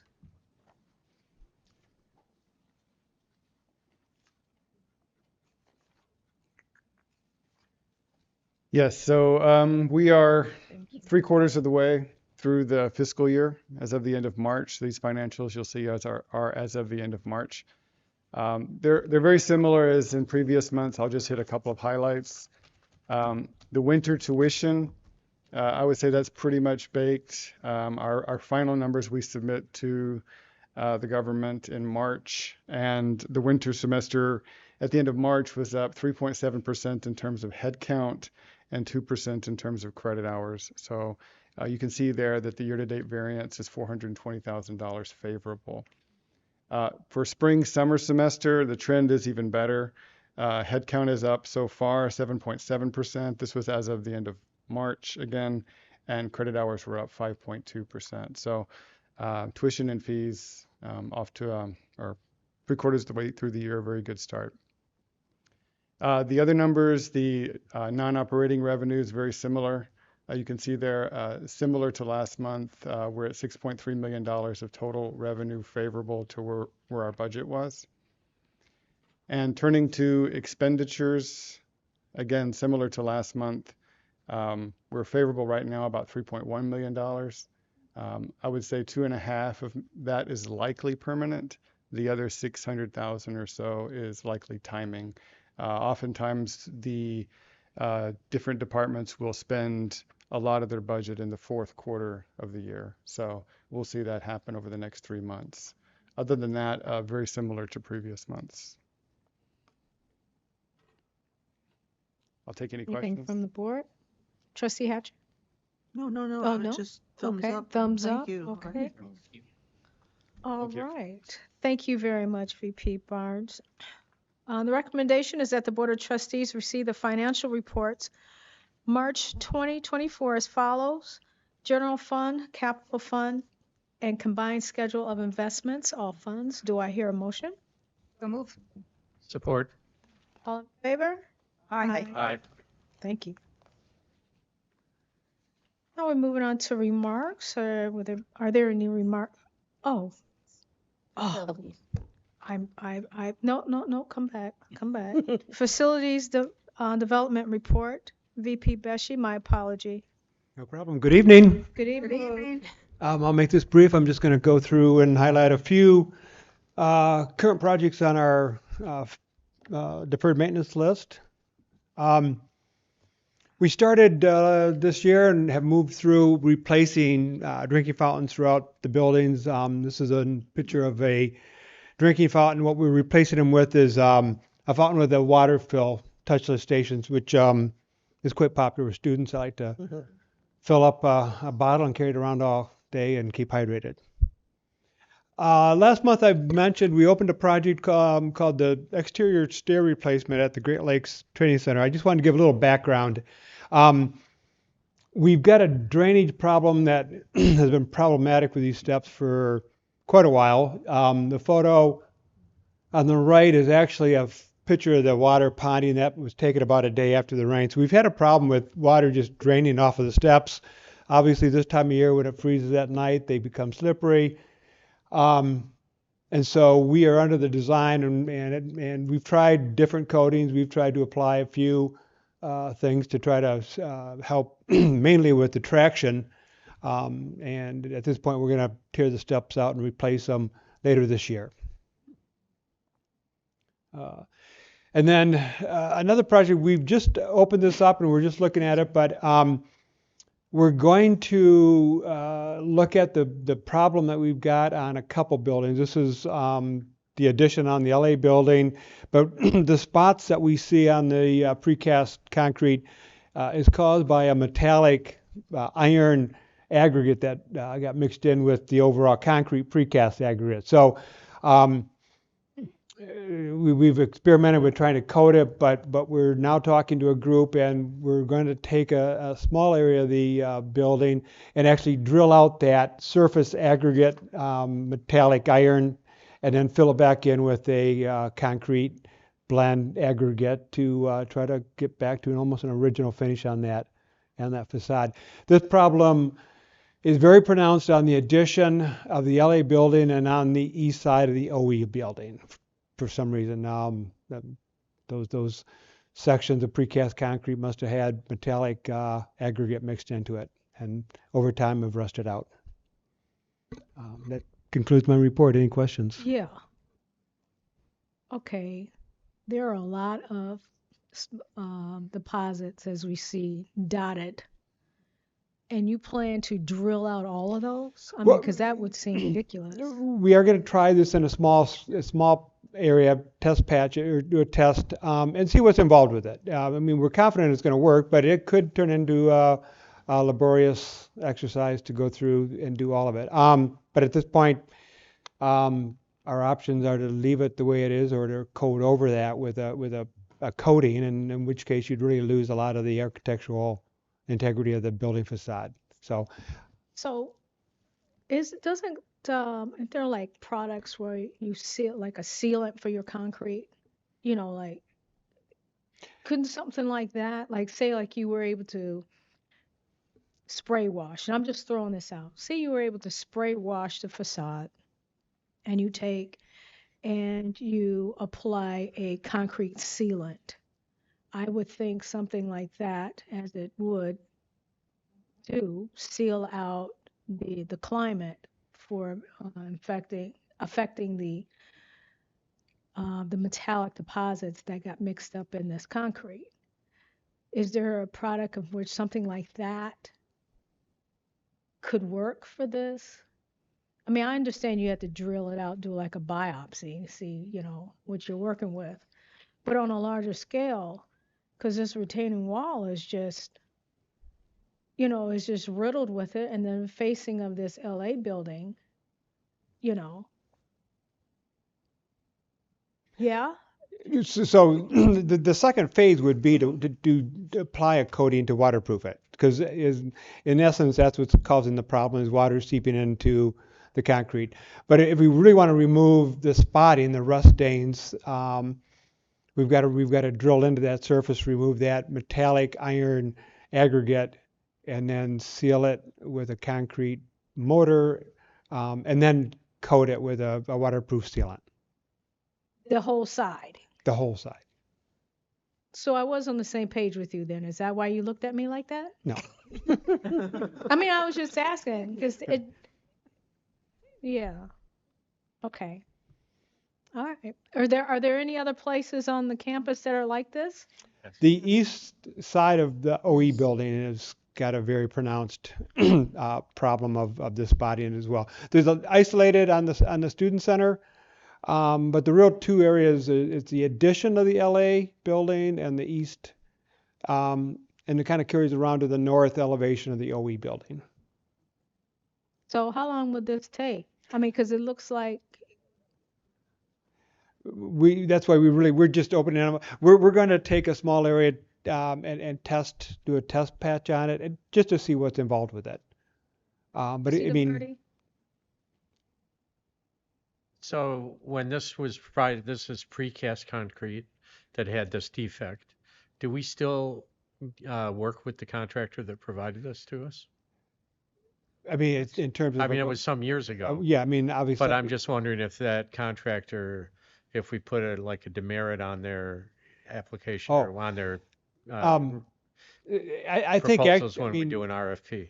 The problem more in the material supply, I think, than the actual. I mean, I think this was just a precast panels that batch that ran had metallic aggregate in it. So it's more of a supplier issue than a contractor Well, the issue. contractor is contracting with the supplier, and so the supplier is a subcontractor. But I'm just, I work with contractors, and I work with the best contractors who have the best subcontractors, And because they have these great relationships with their subcontractors, and when something goes wrong, they stand behind it, or they figure out some way to make good down the road. So I'm just wondering, the contractor that did these projects and provided these substandard precast concrete forms, are we still working with that contractor? That I can't answer. I mean, we'll, obviously go back and look. I'm not sure who the contractor of record was on the LA edition. I'd have to go back my records and look. Some years ago. But yeah, we want to. Dr. Blanca, did you have? I was just going to say, that'd be interesting to find out. Yes, absolutely. Just, yeah. So if you could just, it wouldn't do any harm to look. Not at all. Thank you so much. Trustee McKnight Morton? Thank you. It's separate from this. So I've noticed now that the weather's breaking, I noticed it before, but I'm just saying this now. You know the exterior road alongside where the carport is, coming in the backside off of Clark? Is that Clark? Yeah, not Clark. Is that Clark? Yes. Yeah, Clark. To go down and come in. I'm sorry. Repeat that. There's the exterior road. Yeah. That goes around where the parking Yes. structure is at. It's kind of just wondering when you're going to be able to get to that to fix it. So, well, I mean, we've got a couple parking lots that are under design to be resurfaced. We annually do crack filling on all of our roadways and parking lots. I mean, so as an intermediate step, we do crack filling continually or annually. 2 summers ago, you may recall, we replaced the whole West Drive on campus. So we have a 5-year rolling deferred maintenance plan that we plan the replacement of parking lots and drives. I think this is about time for that road. Okay. Thank you. Trustee Hatcher? Another entirely different subject. I'd sort of like to see us move toward no more plastic. And I was reminded of the issue of plastics when I saw the drinking fountains and so forth, so that students can fill their water, whether it's plastic or not, but still maybe not buy another plastic bottle. And I'm just wondering if we could begin to think about adding that to our environmental issue kind of recycling. You can't recycle plastic. That is correct. And, if we could get it out of our vending machines, if we could have a campaign of some sort. I think we better start thinking about institutionally getting rid of plastic. Just something to throw out that I think is sort of important for the institution. I think we could be a model for that in various stages and so forth. Absolutely, great comment. I mean, obviously, when we have the water fill stations, we could roll out bottles when students come to for orientation, and give them a water bottle so they can start off with a container to carry water, and try to move away from bottled water and plastics for sure. Dr. Blanca? I think we're on that road, and then COVID hit. Because I remember a conversation where we were moving away towards plastic. We had the map of where we were putting all these fountains, and then COVID hit. And so and I know you are leading or co-leading the sustainability team, so it would be good to revisit that, because that was important to us a while ago. Do you remember that conversation? It had to do with the drinking fountains. Mm-hmm. Yeah, I think so. I mean, that was one of the benefits of the water fill station with the drinking fountain, is that we are within our sustainability groups looking at purchasing and areas where we can try to cut back on plastics and the use of single plastic materials, and get more recyclable and earth-friendly materials. Trustee McKnight Morton? I'm glad you brought that up because SIMCOG for the past 5 years or so have these, they look like plastic, but they're refillable and sustainable pouches with the lid on, cap on it and stuff. That we can get that. I can get that free, however you want, how many you want, if you want that. We'll bring them to the next What do you- meeting. I'll That'd bring be- it. You mean for the whole college? Or just talk- us? Yeah. I'll talk to SIMCOG because they're really pushing sustainability. Yeah. That'd be wonderful. Yes. Let's Thank take a you. look. Okay. Anyone At least we else? could try it and see. If it works, fine. If it don't. Thank you. I'm trying. Thank you, VP Beshi. You're welcome. Appreciate your report. Thank you very much. Now we move on to remarks from the Board of Trustees. Would anyone like to speak up? DeVarty. Trustee DeVarty, thank you.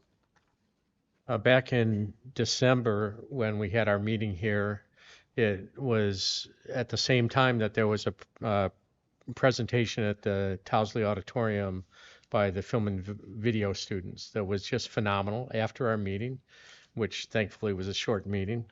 I went to it and was just floored by the quality of work that our students are putting out. There's another one coming up at the end of the winter semester, the end of the full year, fall and winter, on Monday, the 29th at 6 p.m. right here in the Towsley Auditorium. And I encourage everybody to go to it, see what our students are doing, encourage any students or staff members that you work with, that will be a really nice evening out.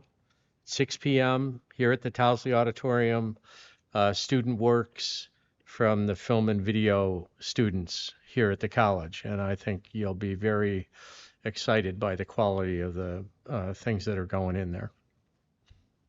I don't mean to interrupt your comments, but may I ask? You can go. I just want to make sure because that's on Monday, right? I want to make sure, Anne, that we got this right because then is it tomorrow? We have the Digital Media Arts Showcase here. Yes. Oh, okay. Oh, you're here, Randy. I'm sorry you're here, Randy. Do you want to say anything about it? We would love to have everybody come. That's the rest of the department. Video does a separate deal. They need a lot of space, but the rest of us are presenting tomorrow, and I think it's really cool if we've never been to one. Okay, thank you. I just wanted to make sure Would that that be at the Towsley Auditorium also? I don't want to interrupt. That's okay. Okay, good. Thank you. I apologize. I wanted to make sure we got the two. Okay. Anyone else? Trustee Hatcher, Trustee McKnight Morton? How about you? Yeah, I guess so. Jeez. Excuse me. So, last week Sunday? No, Sunday before last. It was the 14th. My mother and I, we actually sit on a community board called Community Leadership Council. It's an advisory board and it makes up of members of 11 of us, and we are been put to the task of helping with the design and theme of the first floor of an affordable housing apartment building that will be built on the corner of Catherine and 4th Ave, downtown Ann Arbor. And we had our groundbreaking ceremony on the 14th. And perhaps that's why Trustee Diane McKnight Morton didn't want to say anything because she probably wanted me to bring it up, which is fine, not a big deal. But it is something that it is so desperately needed to have a place that's affordable.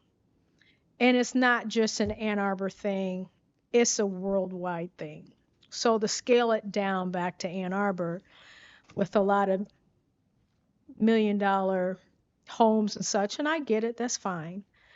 But not to forget those that are trying to get ahead in life wherever they are and in their own individual space. So though we're not involved with the actual construction of the building, we have been given privy to what the building will look like in terms of the apartments, the amenities that are in each of those apartment units. But just now is more of what are we going to do for the 2,000 square feet out of 4,000 square feet, which is half of the parking lot that if you were to drive there today, you'll still see the metered parking lot. We're taking half of that, that's 4,000 square feet, and break that down to half. We're charged with 1/4 of it, and the residents, they'll have the other half as their own community living space for whatever, whatever activities they want to have. But our mission is to give back to the Black community in terms of activities, education, history. The west side of Ann Arbor, which is now had been renamed Water Hill. That is a name, honestly, a lot of the original Black residents who resided in the west side neighborhood resent. So we want to let everyone know, everyone meaning all walks of life, persons that have come in to visit from out of town, out of state, those who have lived here for a number of years and just didn't know. And that's fine. It's always good to know where you come from, and it's even better to share that on a level where everyone can be on the same page and sharing that history from where we once come, where we are today, and where we're going tomorrow. The building name is called Dunbar Tower. Just real quick, Dunbar Tower, the name Dunbar actually is from Paul Dunbar, African-American male poet. Back, Diana, when was he? Back in the 40s, 50s, 60s? No, it really His name. When was he? Oh, it was like in the 20s. Okay, so down where Zingerman's is, I'll give you some landmarks. Well, all of that was also a historically Black area. Ann Street, 4th Ave, 5th Ave, Beeks, West Kingsley, Summit, Spring, all of that. So back at that time, 60s going back, the Dunbar Center was a community center, if you will, for African Americans to go because there was nowhere else we could go for after school, tutorial services, plays, economics, home economics, theater, Boy Scouts, Girl Scouts, things of that nature to keep the kids occupied and learned. And so now it has since then been turned into legal services, and it's probably something else now if it's not already still legal services. So we wanted to name the building that would resurrect the importance of that side of town. And the Dunbar Tower was something that all of us resonated with, and the community who heard about it, Black and white. And I say that because there were many Caucasians at that time that even knew about the Dunbar Center. And when they found out that this building was going to be called Dunbar Tower, they were just as elated as we were. So I bring that to your attention that if you do hear anything about it, know that myself and Diana, Trustee Diana McKnight Morton, we're on that board, and we're actively pushing to have it recognized. And for when it does open, it should open sometime 26, because it'll start groundbreaking June or July of this year, I believe. 25 is going to, September 25. they're going to start building it September 25? It will be done by September. Well, that's what I'm getting at. It's going to, the groundbreak is going to be around June or July or somewhere this year. The building should be fully erected by next year. And then from there, folks will begin to occupy the units. So, you know, if you hear anything else that's on the negative side, don't believe it. The building will be built. It will not take forever, or not. The building is being built, and it's going to be a spectacular sight to see. And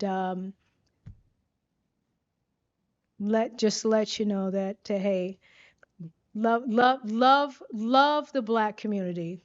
Just everything about Ann Arbor, it has gone through a major transformation, and I get it, that's fine, but we can't get lost in the process. And so thank you very much. I just want to add on that this is through Avalon Housing, Avalon and Ann Arbor Housing Commission. Also with the help of the city of Ann Arbor. Trustee Milliken? How many dwelling units will be created? There's 63. Yeah, 63 is a 6-level building. There are 1-bedroom units with a couple 2-bedrooms. There's a communal laundry facility. There is parking, but the parking is really public parking. I'm not sure how they work that out. I'm not going to delve into that pond, but there's also we were told that there was going to have a rooftop patio, but they removed that, I guess, for space and budgetary requirements. So, but yeah, it's a really nice facility. Perhaps after the meeting here, I can show you the sketch, the rendering of what the building will look like. It's going to be very attractive to the area there. Trustee DeVarty? And for those of you not familiar with the history of the Ann Arbor community, I want to emphasize this was a historic Black commercial district right in this area. And I remember Clint's Club and the Derby Bar and a bunch of other places down there when I was growing up and into the early 70s. I think the Juneteenth celebration happens right down in this part of the downtown area on June 19th. So it's I think. Wheeler Park? No, so no. 4th and Ann. Have they moved Juneteenth down to Wheeler Park? No, this is a different organization. So this is a really, I think, to honor the history of that part of the community. And so Avalon has partnered with the community to create a community space in this residential building. And I think I just want to add to that some of the historic background of that neighborhood. Trustee Milshine? Thank you. I'd like to thank Dr. Blanca for the President's Leadership Luncheon. That was fantastic. I'm sure you were going to speak about it during your report, but I just want to highlight a couple of things that I learned from it. Getting the economic information was extremely helpful because it shows that this college has a huge opportunity for our residents. And so I'm hoping that we can use some of that information in our marketing efforts as well as in just our day-to-day efforts, because Washtenaw County is ahead of the curve, but we still have some challenges. And so I think we here at the college can fill in some of those challenges. And the information was insightful. and very also encouraging. So I'm hopeful that their projections are true, which they, for the most part, have been. So it was a great luncheon, great information, and I appreciate the invitation. Anyone else? Okay. Trustee Belanca? Thank you for that segue. Yes, I'd like to thank the trustees that were able to make it that day. Diana McKnight, Trustee McKnight Morton, Trustee Hatcher, Trustee Milshine, Fleming, and I know you had to work, Trustee Milliken, and I know you were unable to make it, but you were all there in spirit. Yes. The purpose of this was to really thank the community, which is why they were our guests, the leaders of the community, and to thank them because the three of us do work together, government, business, and education. And they have been very supportive. In the past, the Economic Club would sponsor the speakers, but we thought the college should really be the lead in sharing that economic forecast with the community, which is why we took that on. So thank you. Yes. And we might mention that Trustee Emeritus Horizny was present for lunch Yes, as well. yes, she was, and that was great. And she was so happy to hear that all her financial dreams came true. Everything she wanted, all those sheets and spreadsheets and reports, and she was thrilled. And it was also an opportunity. We don't do this very often. We might not even do it next year, but we might. But you know, trustees never get acknowledged. I mean, you do. We ask you to stand, and I know no recognition is necessary. But, you know, we thought this is a leadership luncheon, and you are the leadership team that helps lead this college and serve our community, which is why we wanted to recognize you that day. So thank you for the service that you provide. This is National Community College Month, which is, you know, really, I think it's critical and very important. And so since you weren't able to be here, here is what we're doing, all the trustees. And you can Oh, well, thank later. you. You're welcome. We also had some Student Voice Awards that I'd like to mention. The Washtenaw Voice student newspaper staff won a number of awards from the Michigan Community College Press Association. Students won first place awards, including Lily Cole for Best Critical Review, Jada Hauser for Best Inside Page Design, and Charlie Todd for Best Editorial Comics. Those comics are pretty good, by the way. There were also a number of second and third place winners, as well as 7 honorable mentions. The entire Voice team was recognized with second place wins for General Excellence and News website. We're very, very proud of them. We already talked about the Digital Media Arts Showcase Foundation. This is, when you hear May 1st, doesn't it feel like the whole year went by? Yes. Like in a blur? Yep. Wow, I know. May 1st is our foundation Women's Council event. So I hope to see the trustees there. We are, of course, you know, I'm not sure how many people will have at that event. Do you know, Vanessa? We're up to 300, right, Nikki? Up to, I'm sorry, Nikki. 340 guests. That's remarkable. Thank you. Also like to remind all the trustees about the honors convocation on May 16th and commencement on May 18th. And this is a good opportunity for me to thank the faculty and staff and everyone here for all the work that we do all year, because it's every single piece, every single job here matters. And so thank you. Thank you for what you do, what each of you do. All of us make a difference. Everyone makes a difference. So thank you. Yeah, those are my remarks. Okay, great. Thank you very much. All right, so moving on to Tabby for old business. It's an action item, 2024-25 tuition and fee for credit courses. The recommendation is that for the 2024-25 academic year, that the tuition and fee rates be approved as submitted. Do I hear a motion? So moved. Support. Any discussion?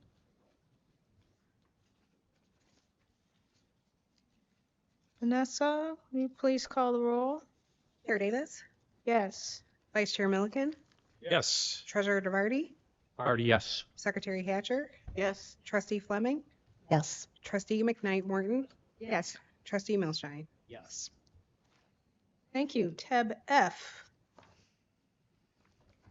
Tab F is the recommendation that the Board of Trustees recommends that the college, when developing its FY 2025 budget, utilize the maximum allowable 2024-25 ad valorem rate for operations, which at its current rate of 3.3548 mils will generate approximately $74,919,159 of gross tax revenue. Do I hear a motion? So moved. Support. Any discussion? One. Trustee DeVarty? I just want to take this opportunity to thank the generous taxpayers and community members of the county. And the previous resolution we just passed, we maintained our tuition at the rate of $99 a credit hour, same as it was last year for the coming year. And we're able to do that because of the generosity of the taxpayers of the community.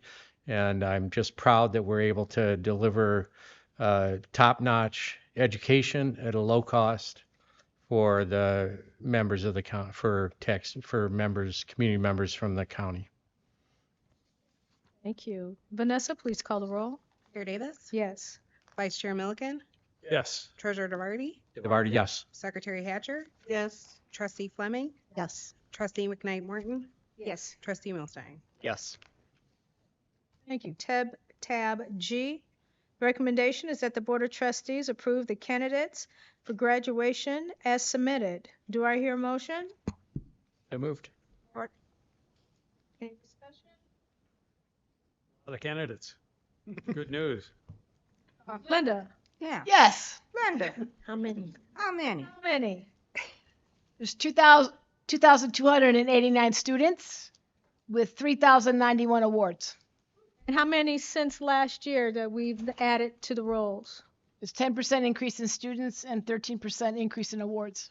All right, congrats to all of our students and a big high five to all the faculty who's been teaching them. Yes. Vanessa, please call the roll. Chair Davis, Yes. Vice Chair Milliken, Yes. Treasurer DeVarty, DeVarty, yes. Secretary Hatcher, Yes. Trustee Fleming, Yes. Trustee McKnight Morton, Yes. Trustee Milstein. Yes.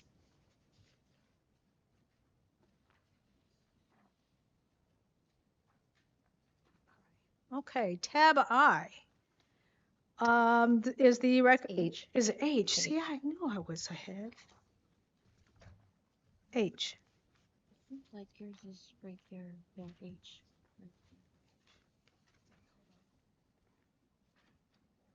Okay. There we go. Tab H, pardon my confusion here. The recommendation is that the Board of Trustees award the honorary associate degree in community service to Mr. Sean A. Duvall for his extraordinary support of Washtenaw Community College and its students and for leading a life of service that has benefited our entire community. Do I hear a motion? Smooth. Support. Any discussion? I just want to say, I think this was a very good selection this year.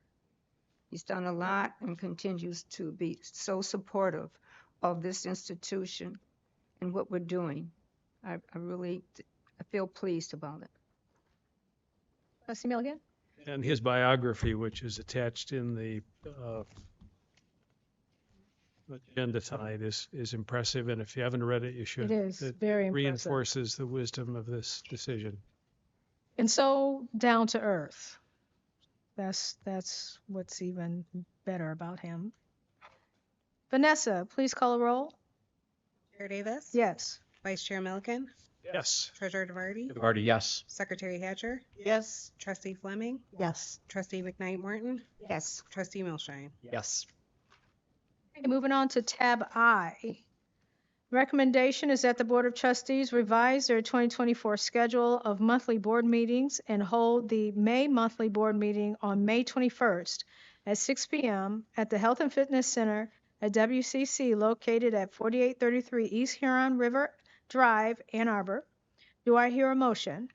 Move. Support. Any discussion? Vanessa, please call the roll. Chair Davis? Yes. Vice Chair Milliken? Yes. Treasurer DeVarty? DeVarty, yes. Secretary Hatcher? Yes. Trustee Fleming? Yes. Trustee McKnight Morton? Yes. Trustee Milshine? Yes. Do I hear a motion to adjourn the monthly meeting and open the public hearing on the 24-25 budget? So moved. Support? All in favor? Aye. Aye. Meeting is adjourned. The public hearing is now open and the board will now hear comments. If anyone is here to speak, please come to the mic, state your name, and limit comments to 3 minutes. Okay. All right. Hearing none, we'll move on to tab J. Is that how we I do just it? want to, are we doing this right? Okay, thank you. I'm sorry. I just Because I was moving, wasn't I? don't, because that's where I'm confused. Okay. We adjourned the meeting and now we reopen the meeting. This is the public hearing. This is a public hearing. It's a Yes. different kind of meeting. Yes, it's a public meeting. I know, but I just want to know I'm just wondering about if we're Continuing doing with it the public correctly. meeting. Okay, yes. So would we have to adjourn it then the same way? And this is over, yes. We'll- Okay, we'll thank adjourn, you so yes. much. Yep. I just want to be sure. Thank you. Okay. Public hearing regarding the 2024-25 budget. VP Barnes, review of the proposed 2024-24 budget, tab J.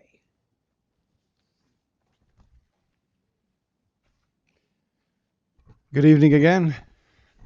A lot of this you will have seen last month when I did the 3-year forecast.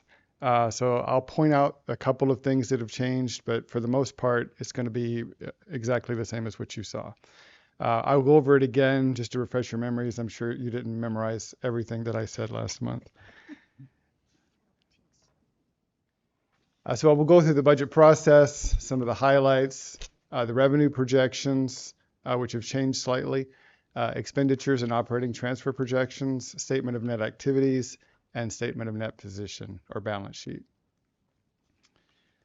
So our budget process, similar to last year, we were able to use our budgeting tool for every department to input their budget. It helps us optimize our budget. Everyone can very clearly see the trends, where they've spent money, where they haven't spent money, so we know where and when we're going to spend it for the most part. Most departments achieve no budget increases versus the fiscal year 24 budget.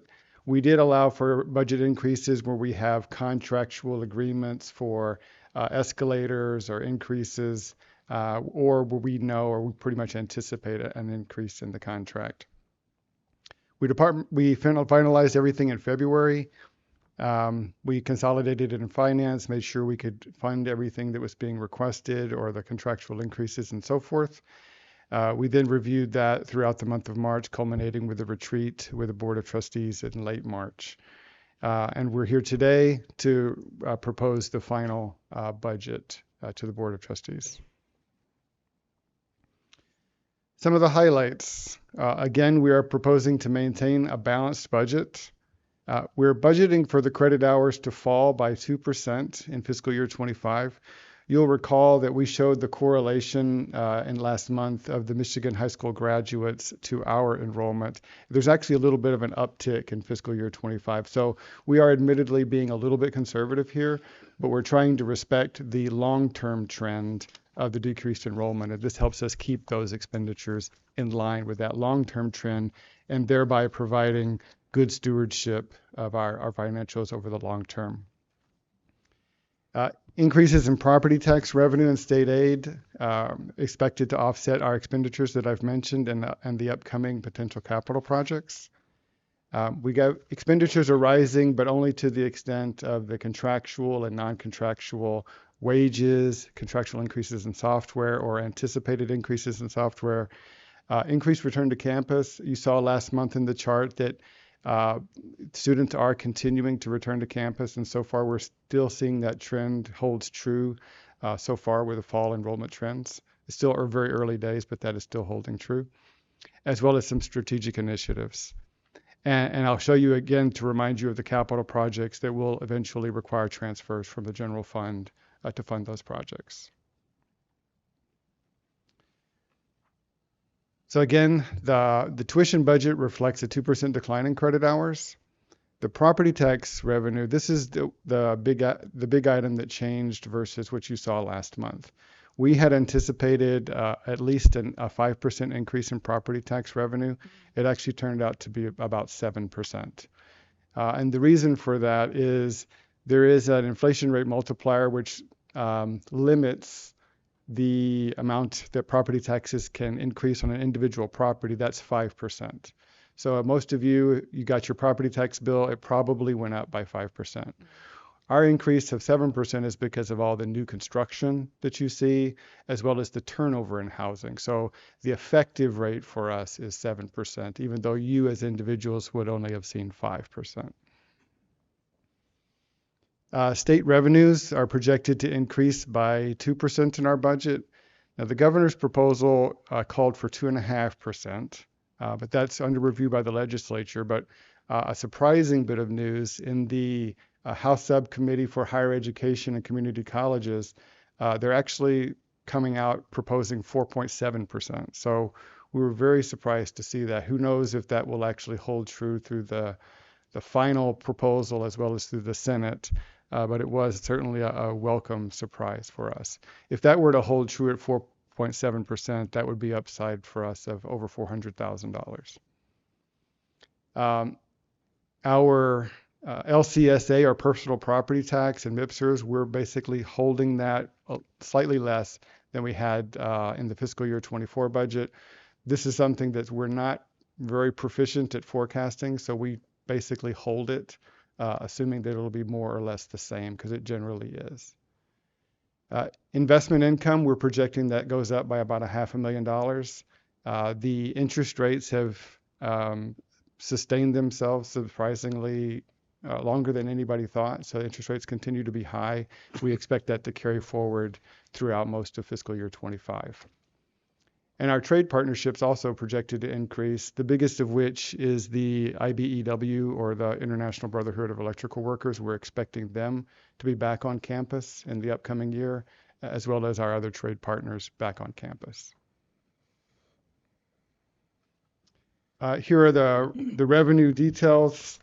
You'll see here the property tax number is $1.4 million higher than you saw last month, and that's because it turned out to be 7% as opposed to 5%. Everything else you see here will be exactly the same. You can see most numbers, in fact, stay relatively stable even over time, except for the property tax number, which, I mentioned this last month, but I'll mention it again. We're keeping tuition revenue low, and rightfully so. But over time, we become more and more dependent on our property tax revenues for the survival of the college. So just something to be mindful of if in the event of a contraction in the housing market in the future. But nothing imminent, of course. Trustee DeVarty? I know we normally approve the budget in May, so that's a month from now. Will we know about whether that increase in state aid that was a surprise? Is there a chance we might know that before we approve this budget? I would say it's possible, but very unlikely. I would say it's most likely to happen in early June based on what I know. Okay, thank you. Operational expenses and transfers. We continue to fight a little bit higher inflation than we thought. The Fed, or the Federal Reserve Bank, targets inflation of around 2% or less.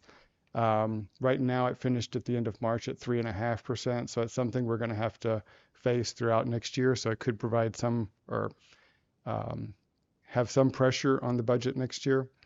As mentioned, we have some increases in our license agreements, software, contractual, non-contractual labor cost increases. We've got some increases in cost because of new programs and certificates, such as our electric vehicle certificate program. We've got some contingencies in the budget. So we have a website refresh that, I mentioned it last month, but we want to bring our website. We did a study to see what we could do better in terms of our website. We learned a lot, and we think we can do some great things with the investment in that area. We're going to revisit our campus master plan. This was done a few years ago, but it was done pre-COVID. We're actually right now in the process of contracting a space utilization study, which will ultimately feed into this campus master plan. And finally, we're evaluating the use of a new online proctoring service. Variable cost increases. I mentioned this as good cost last month.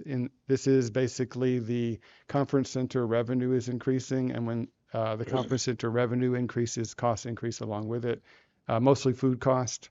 But again, the revenue more than offsets this. So this is a net positive for the income statement. We are projecting that the Health and Fitness Center will return $1 million to the college in fiscal year 25. That's up from $750,000, which is expected for this year. And just as a reminder, the bond payment is $1.2 million. So getting very close to being able to pay off the bond again, or pay for the annual installment of the bond. And the bond matures in fiscal year 27. We're proposing to continue to fund our technology infrastructure improvement plan at $1.7 million. That's how much we had this year. You saw in the 3-year plan that we've basically got that same $1.7 million going forward annually. And again, per VP Turner's presentation, we're investing all of that into the backbone of the college to make sure that we stay at the vanguard of technology going forward. And again, we're proposing some transfers to the plant fund to support upcoming capital projects, which I'll show you momentarily. So the big ones that are coming up, we've got the Student Center HVAC, which we're currently estimating at $12.5 million. And all of these costs are estimates. When they ultimately come to the board, we'll have a much better estimate. These are I would call placeholders for now. The Student Center front entrance renovation, we're estimating that at around $5 million. The Health and Fitness Center upgrade, which the strategic plan that we're working on will dictate how much we spend there, but we're estimating that to be around $2.5 million approximately. Green Fund, we'll be proposing to put $1.1 million more into the Green Fund this coming year. Again, this is to partially funds the infrastructure on campus, the EV infrastructure, as well as the combustion engine vehicles that are reaching the end of their useful life. As they reach the end of that life, they're replaced with EVs where practical. We have some funds that will be spent on the electric vehicle battery testing lab. There is a federal grant that is covering the vast majority of that lab, but we have set aside some money to fund anything that the college needs to provide over and above that federal funding. Any initiatives that come out of the master plan. So this $5 million is a very much just a placeholder. We are assuming that the master plan will help inform us and what we might want to do with the campus going forward. So we're setting aside some money there, as well as a contingency of $3 million, which it was effectively, when I showed you the 3-year forecast, $1 million a year for the 3 years for just any eventualities, such as the sanitary pipe that we had last year, as you all will recall. federal funds will be going into that electric vehicle testing lab. You mean how There's much? a battery, yeah. Was it 2.5 million, Brandon? Yeah, 2.5 million. Thank you.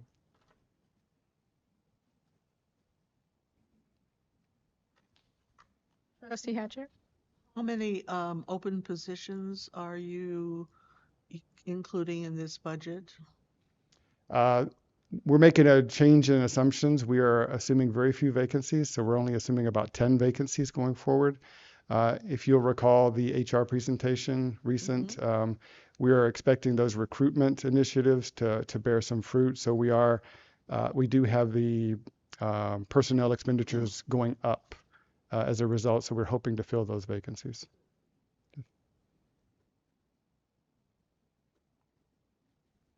So you'll see that here in the personnel. You'll see the personnel costs going up because of the decreased vacancies, because of increased wages, and et cetera.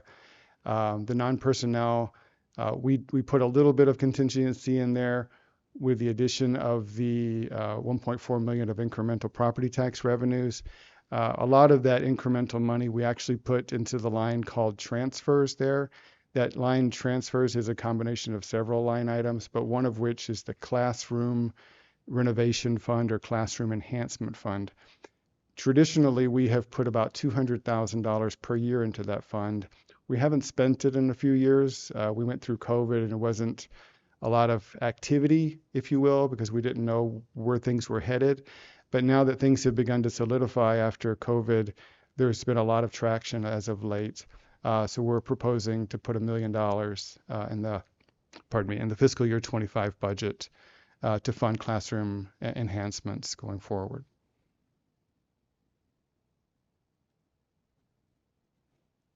So you'll see here we are forecasting a balanced budget, $138 million of total revenue in the general fund, $138 million of total expenditures and transfers, resulting, of course, in a balanced budget.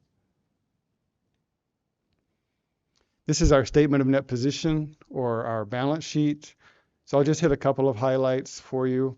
The current assets line, which is the first line on the left-hand side, that's effectively our liquid assets, mostly cash, is what you'll see on that line.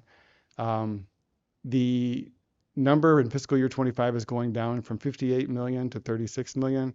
That's just our forecast of us starting to spend some money on these capital projects. So we already we know that the camera project is ongoing, the shipping receiving building is ongoing, the maintenance garage is ongoing, the HVAC and front door should start perhaps in that time frame. So you will see that cash start to come down as we spend money on those projects. Where you'll see that money go, if you look at the very next line, the capital asset line, that capital asset line goes up. So it's basically we're turning it from liquid assets into capital assets that can be utilized by the college. In terms of the pension plan, you'll see that we haven't made any changes. The last couple of years, it's been a little more predictable, just at least directionally where the pension might go because of changes in market returns, changes in interest rates. This year, there's been no huge moves, so I'm not too sure where it's going to go. I know it will move, but we've just held it steady for the purposes of forecasting the balance sheet. And finally, I'll just highlight in the liability section, the other line. You'll see that line go down over time. It goes from around 4.7 million in fiscal year 23, trailing off to 1.8 in fiscal year 25. That's primarily the pay down of the debt that we still have on the fitness center. It also contains an accounting change. We've had to starting this past fiscal year, all of our SaaS software as a service, we've had to start putting that on the balance sheet. I know it's probably not very interesting, but we used to just expense it. Now the accounting rules require that we put it on the balance sheet as an asset that we're going to be utilizing going forward, and also as a liability that we have to pay going forward. So it's a little bit change in treatment, which is actually why if you look at the FY22, FY23 column, That 4.6 million in that other line stays the same because of that accounting change. Otherwise, you would have seen that trail off as well over the years. So that's just a bit of a snapshot of the balance sheet. And finally, just wanted to mention that WCC is, of course, fiscally sound. We do need to remain attentive to our enrollment trends and inflationary pressures. There was actually an article in University Business over the last week that since March of 2020, 50 colleges have closed or merged. So it's something we want to be very attentive to. We don't want that to ever happen to WCC. So we're very attentive to making sure that that does not happen here. And therefore we continue to strengthen our balance sheet or our statement of net position because we want to be able to withstand any eventuality that might come in the future that would affect the college. So despite this projected decline in high school graduates and increasing capital needs, we have a balanced budget proposal. That's my presentation. Excellent. Trustee Hatcher? I think it's safe to say that we are resilient. And I want to thank you. And how big is your team that works on this with you? That works on the budget. Well, the works on the budget specifically is 2 or 3 people, but it's really a lot more than that. I mean, every department chair works on the budget. Lots of people work on the budget. All the VPs and their team work on the budget. This is 2 or 3 people. That do the bulk of the work, yes. Yeah. That do the bulk of the work. Well, thank you very much. Yes. Yeah, I'd like to actually, Ben Hunholz is here. He does a lot of work on the budget. And Sinmay Dowell also, who's not here tonight, she does a lot of work on the budget as well. Anyone else? Okay, thank you. All right, tab K.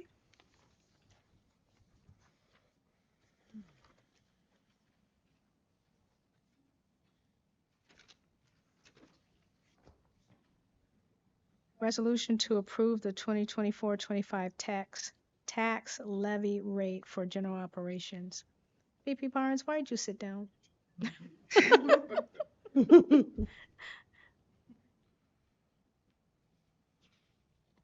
So this is actually to approve the levy of the taxes.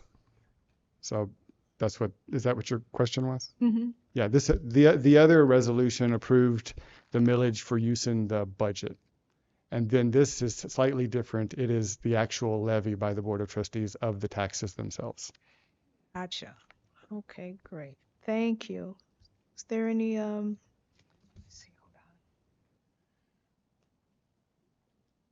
any discussion on tab K? No? Trustee DeVarty? Yeah, I just want to say for the public, both these tabs are here for discussion following a public hearing, but this is our budget going forward, and if people want to take a look at it and give us input, they have a month to do it before we look at this at the May meeting, which is the usual time that we approve the budget. And I'm proud that we can present a balanced budget, and I'm proud that we can hold in-district tuition rates without any increase. And I hope that taxpayers and the public will see these as some of the great things that we can do here at the college to bring top-notch education at a reasonable cost to the members of the community and support this budget. Excellent.